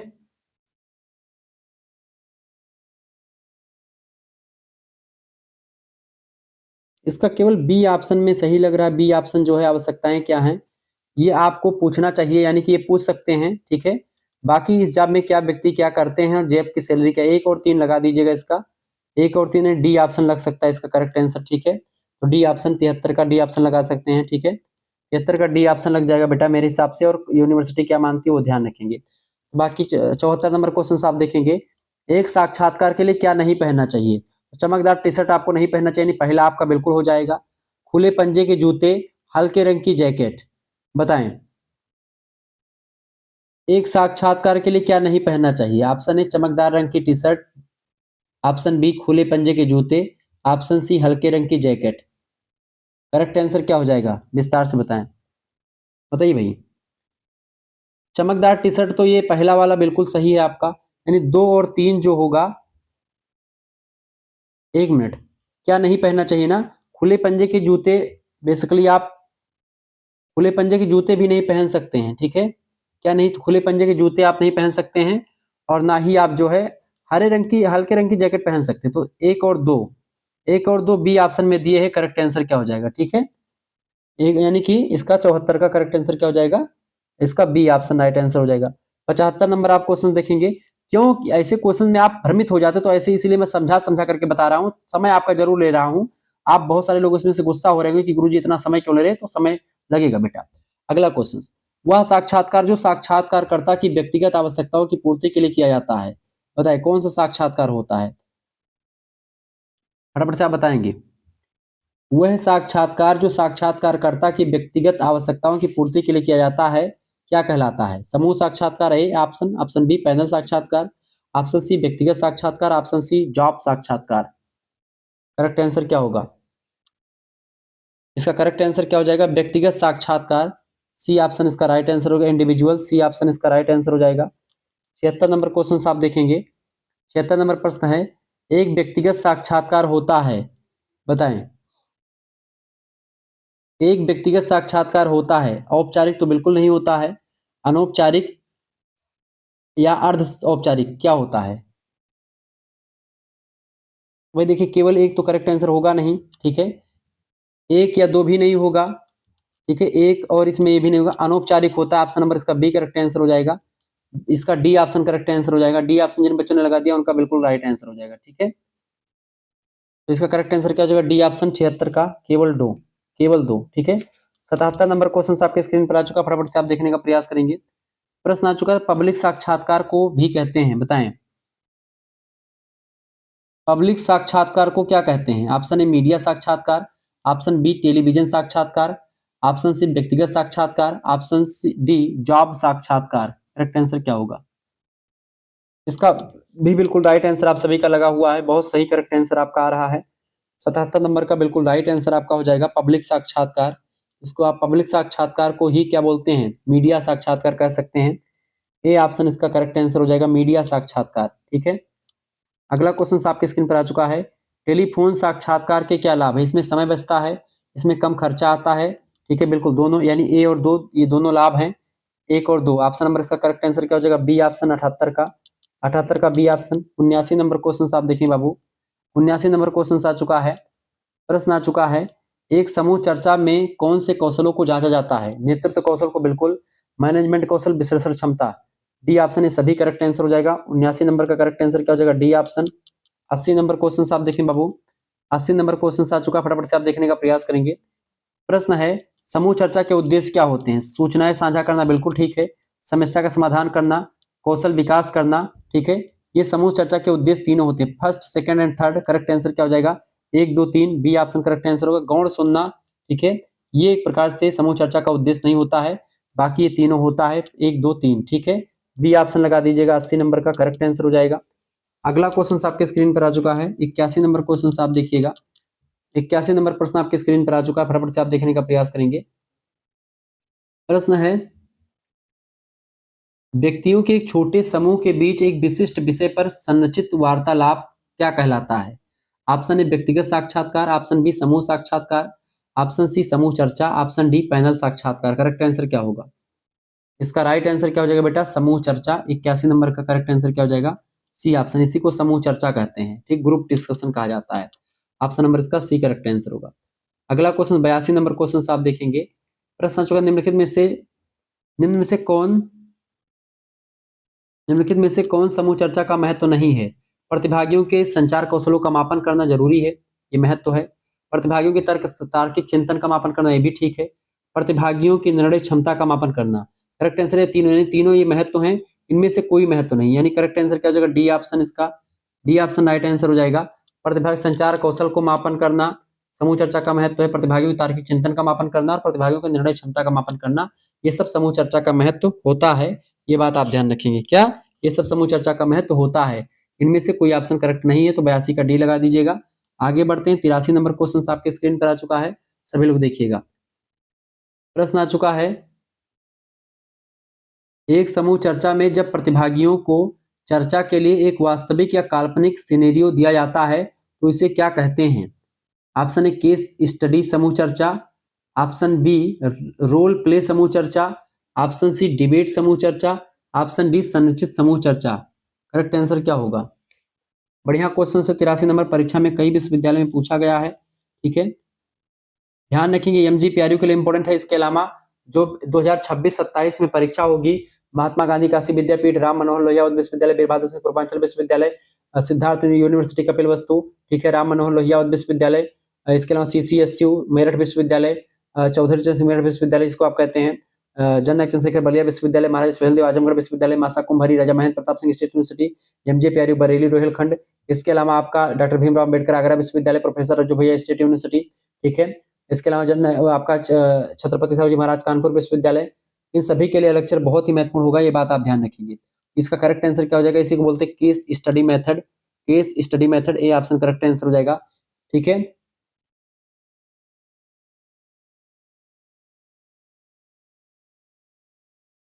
रोल प्ले में क्या होता है? रोल प्ले समूह चर्चा जो होती है, इसमें किसी विशेष भूमिका जैसे डॉक्टर, ग्राहक, ये निभाना पड़ता है, ठीक है। वाद विवाद में आप जानते हैं डिबेट समूह चर्चा जो होती है उसको बोलते हैं, ठीक है। इसके अलावा आपका संरचित जो होता है किसी स्थिति पर आधारित नहीं होता है, ये विषय और समय इसमें तय होता है। तो 83 करेक्ट आंसर क्या हो जाएगा? A option, case study method, A option. 84 number question आपकी स्क्रीन पर आ चुका है, फटाफट से आप देखने का प्रयास करेंगे। 84 नंबर क्वेश्चन क्या है भाई? 84 नंबर को बहुत बढ़िया क्वेश्चन है। परीक्षा में इतना कठिन पेपर आपका नहीं आने वाला, वो सहज ही आएगा, लेकिन जब कठिन पढ़े रहेंगे तो कोई भी क्वेश्चन आएगा आप कर पाएंगे। जब व्यक्तियों का एक छोटे समूह केंद्र में एक विषय पर बातचीत करते हैं और दूसरे उनको देखते हैं तो इसे क्या कहते हैं? ऑप्शन ए डिबेट समूह चर्चा, ऑप्शन बी फिश बॉल समूह चर्चा, ऑप्शन सी विवादास्पद समूह चर्चा, ऑप्शन डी रोल प्ले समूह चर्चा। करेक्ट आंसर क्या होगा?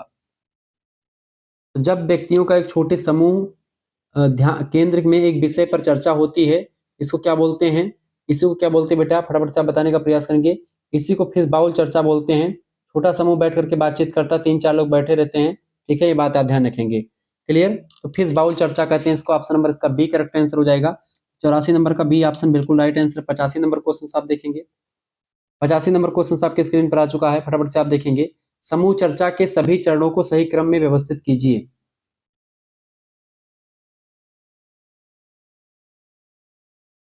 समूह चर्चा के सभी चरणों को सही क्रम में व्यवस्थित कीजिए।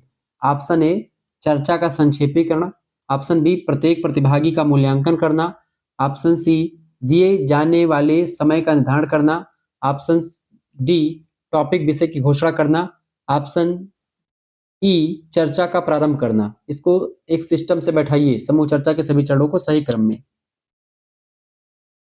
बताएं। इसका करेक्ट आंसर क्या हो जाएगा? सबसे पहले क्या होगा? चर्चा का संक्षेपीकरण होगा, यानी चर्चा का क्या होगा बेटा? चर्चा का संक्षेपीकरण होगा, बिल्कुल, यानी पहला हो जाएगा। फर्स्ट नंबर पर क्या होगा? सबसे पहले क्या होगा? 1 मिनट। सबसे पहले क्या होगा? विषय की घोषणा होगी, ठीक है, टॉपिक यानी विषय की घोषणा होगी पहले, यानी चौथा पहले नंबर पर आएगा। अब इसको थोड़ा सा ऑप्शन के हिसाब से देखते हैं। सबसे पहले क्या होगा? कोई विषय चूज किया जाएगा, यानी चौथा पहले नंबर होगा, यानी आपका पहला ऑप्शन, यानी सब गलत है, बाकी पहला ही सही है। पहले टॉपिक की घोषणा होगी, फिर क्या होगा? दिए गए समय का धारण करना, यानी कि दिए जाने वाले समय का निर्धारण करना, फिर चौथे के बाद तीसरा आ जाएगा, फिर पांचवें, फिर आपका चर्चा प्रारंभ होगी, यानी कि पांचवा आ जाएगा, फिर आपका पहला आएगा, यानी चर्चा का संक्षेपीकरण करना, फिर उसके बाद में आपका दूसरा आएगा, यानी कि प्रत्येक प्रतिभागी का मूल्यांकन करना, ठीक है। इस तरीके से पहला ऑप्शन बिल्कुल करेक्ट आंसर हो जाएगा आपका। तो इसका 85 का कौन सा करेक्ट आंसर हो जाएगा? पहला ऑप्शन, ए ऑप्शन। सब कठिन क्वेश्चन से ध्यान रखेंगे, इससे कठिन क्वेश्चन पेपर नहीं बनेगा, यह बात ध्यान रखेंगे। सबसे हार्ड लेवल में बता रहा हूँ। अगला क्वेश्चन आ चुका है, समूह चर्चा के दौरान सामान्य कौन सी गलतियां होती हैं? सामान्यतया लगातार बोलना, संवेगात्मक जो है विस्फोटन, विषय से भटक जाना, ये तीनों गलतियां हो सकती हैं। सी ऑप्शन लगा देंगे। इसका करेक्ट आंसर का 86 का सी ऑप्शन। 87 नंबर क्वेश्चन आप देखिएगा। 87 नंबर क्वेश्चन आ चुका भैया, फटाफट से आप देखेंगे। प्रॉक्सिमिक्स अध्ययन करते हैं, बताएं।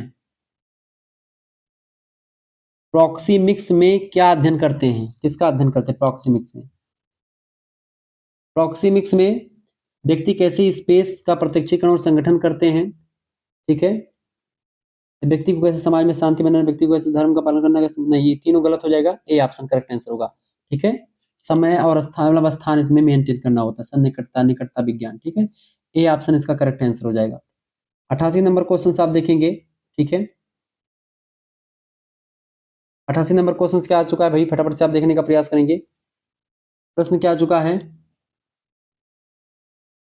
क्रोनोमिक्स उस अध्ययन को व्यक्त करता है जिसमें अध्ययन करते हैं किसका? क्रोनोमिक्स जो होता है बेटा, क्रोनोमिक्स की अगर बात की जाए तो ये समय के प्रयोग का अध्ययन करता है। समय कैसे प्रबंधित करते हैं, इसको क्रोनोमिक्स कहते हैं। ए ऑप्शन इसका करेक्ट आंसर हो जाएगा, ठीक है। क्लियर? ये बात आप ध्यान रखेंगे। ए ऑप्शन 88 का ए ऑप्शन। अगला क्वेश्चन आ चुका है, 89 नंबर क्वेश्चन आपके स्क्रीन पर आ चुका है, फटाफट से आप देखने का प्रयास करेंगे। स्पर्श के द्वारा संचरण या संचार क्या कहलाता है? तो इसको क्या बोलते हैं? हैपेटिक्स बोलते हैं ना, बिल्कुल हैपेटिक्स बोलते हैं। ऑप्शन नंबर इसका ए करेक्ट आंसर हो जाएगा, ठीक है। क्लियर? जैसे हाथ मिलाना, कंधे पर हाथ रखना, धक्का देना, ठीक है, ये सब चीजें होती है इसमें। काइनेसिक्स क्या है और क्रोमेटिक्स क्या है, इसको भी समझ लीजिए, लगे हाथ। तो काइनेसिक्स जो होता है बेटा, 90 नंबर क्वेश्चन आपका आ चुका है। काइनेसिक्स क्या है? काइनेसिक्स का मतलब क्या होता है?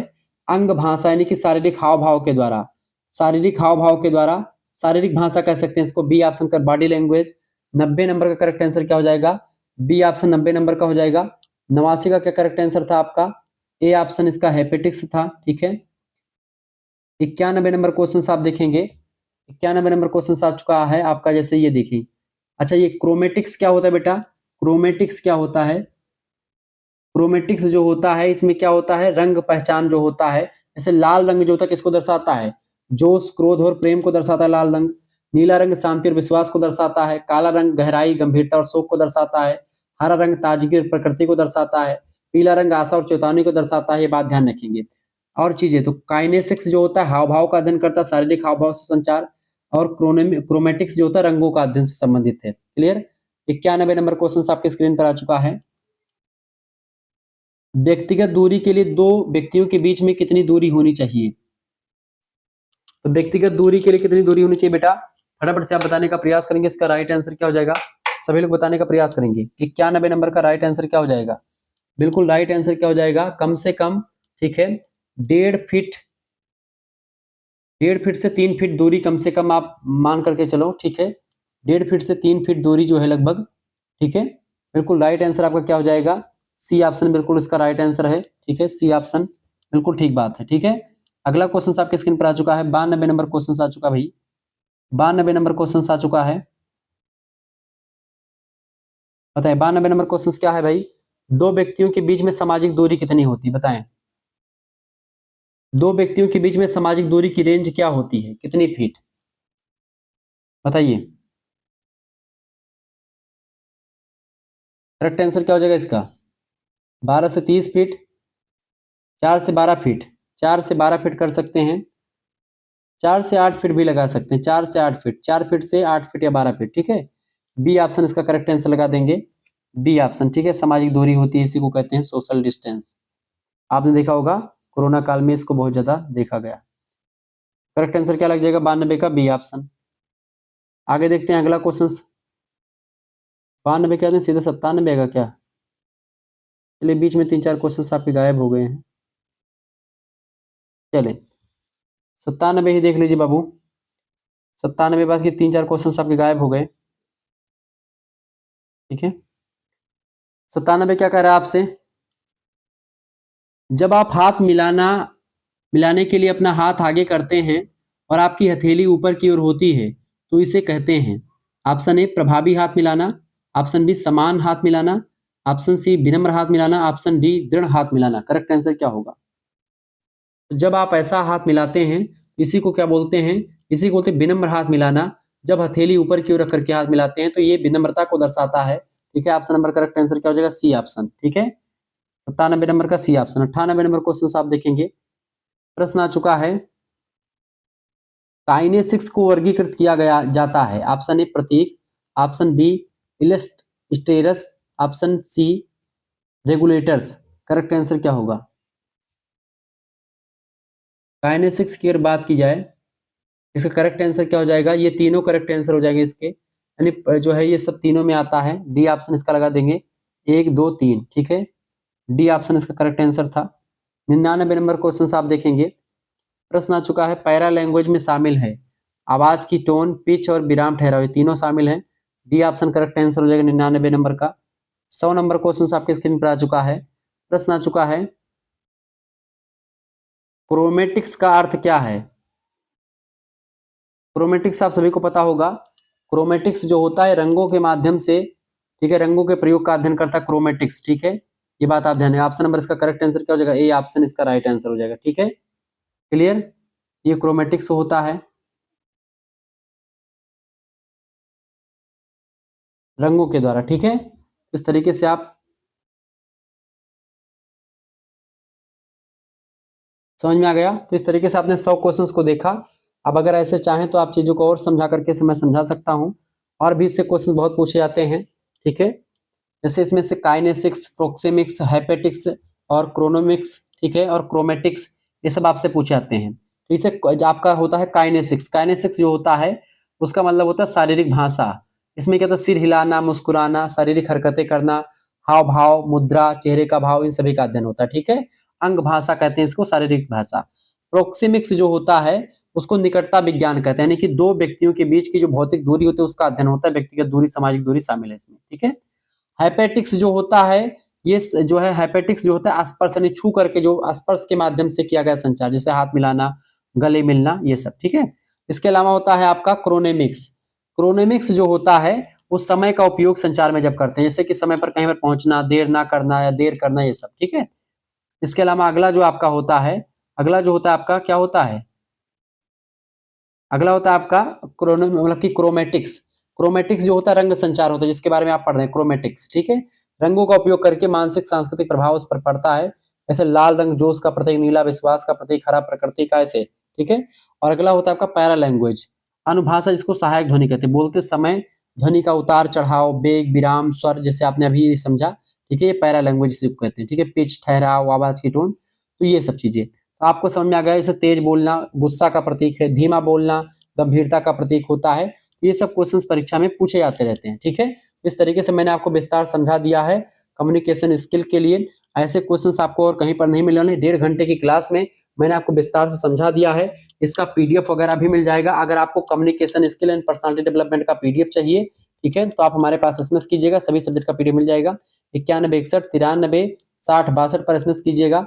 कई यूनिवर्सिटीज के पेपर को सॉल्व करके मैंने रखा हुआ है, उन सभी का पीडीएफ आपको मिल जाएगा। उसके लिए अभी तो मतलब कि वैसे तो 100 रुपए फीस थी सभी सब्जेक्ट के लिए, लेकिन केवल अगर इसका आपको चाहिए communication skill and personality development का, तो आपके लिए केवल 50 रुपए फीस रखी गई है। स्कैनर भेजेंगे, उसी पर आपको 50 रुपए भेज देना है, तुरंत आपके पास कई विश्वविद्यालय के पर्चे सॉल्व फॉर्म में भेज दिए जाएंगे, ठीक है। इसको आप पढ़ लेंगे तो एमजेपीआरयू के लिए नहीं बल्कि सभी के लिए इंपॉर्टेंट हो जाएगा। बाकी 6 सेमेस्टर का सभी सब्जेक्ट का कोर्स लेने के लिए आप अपना नाम, अपनी यूनिवर्सिटी का नाम, अपने सब्जेक्ट का नाम करके भेजेंगे, ठीक है। और आपके लिए सभी सब्जेक्ट का कोर्स अवेलेबल करवा दिया जाता है केवल 100 रुपए फीस में, ठीक है। बाकी केवल को करिकुलर का 50 रुपए में सभी का आपको मिल जाएगा, ठीक है, इसका 6 सेमेस्टर की। मिलते हैं फिर नेक्स्ट वीडियो में, तब तक के लिए जय हिंद जय भारत। आप सभी का बहुत बहुत धन्यवाद हमारे जुड़ने के लिए। वीडियो को लाइक कर दीजिए, चैनल पर नए हैं तो सब्सक्राइब कर दीजिए।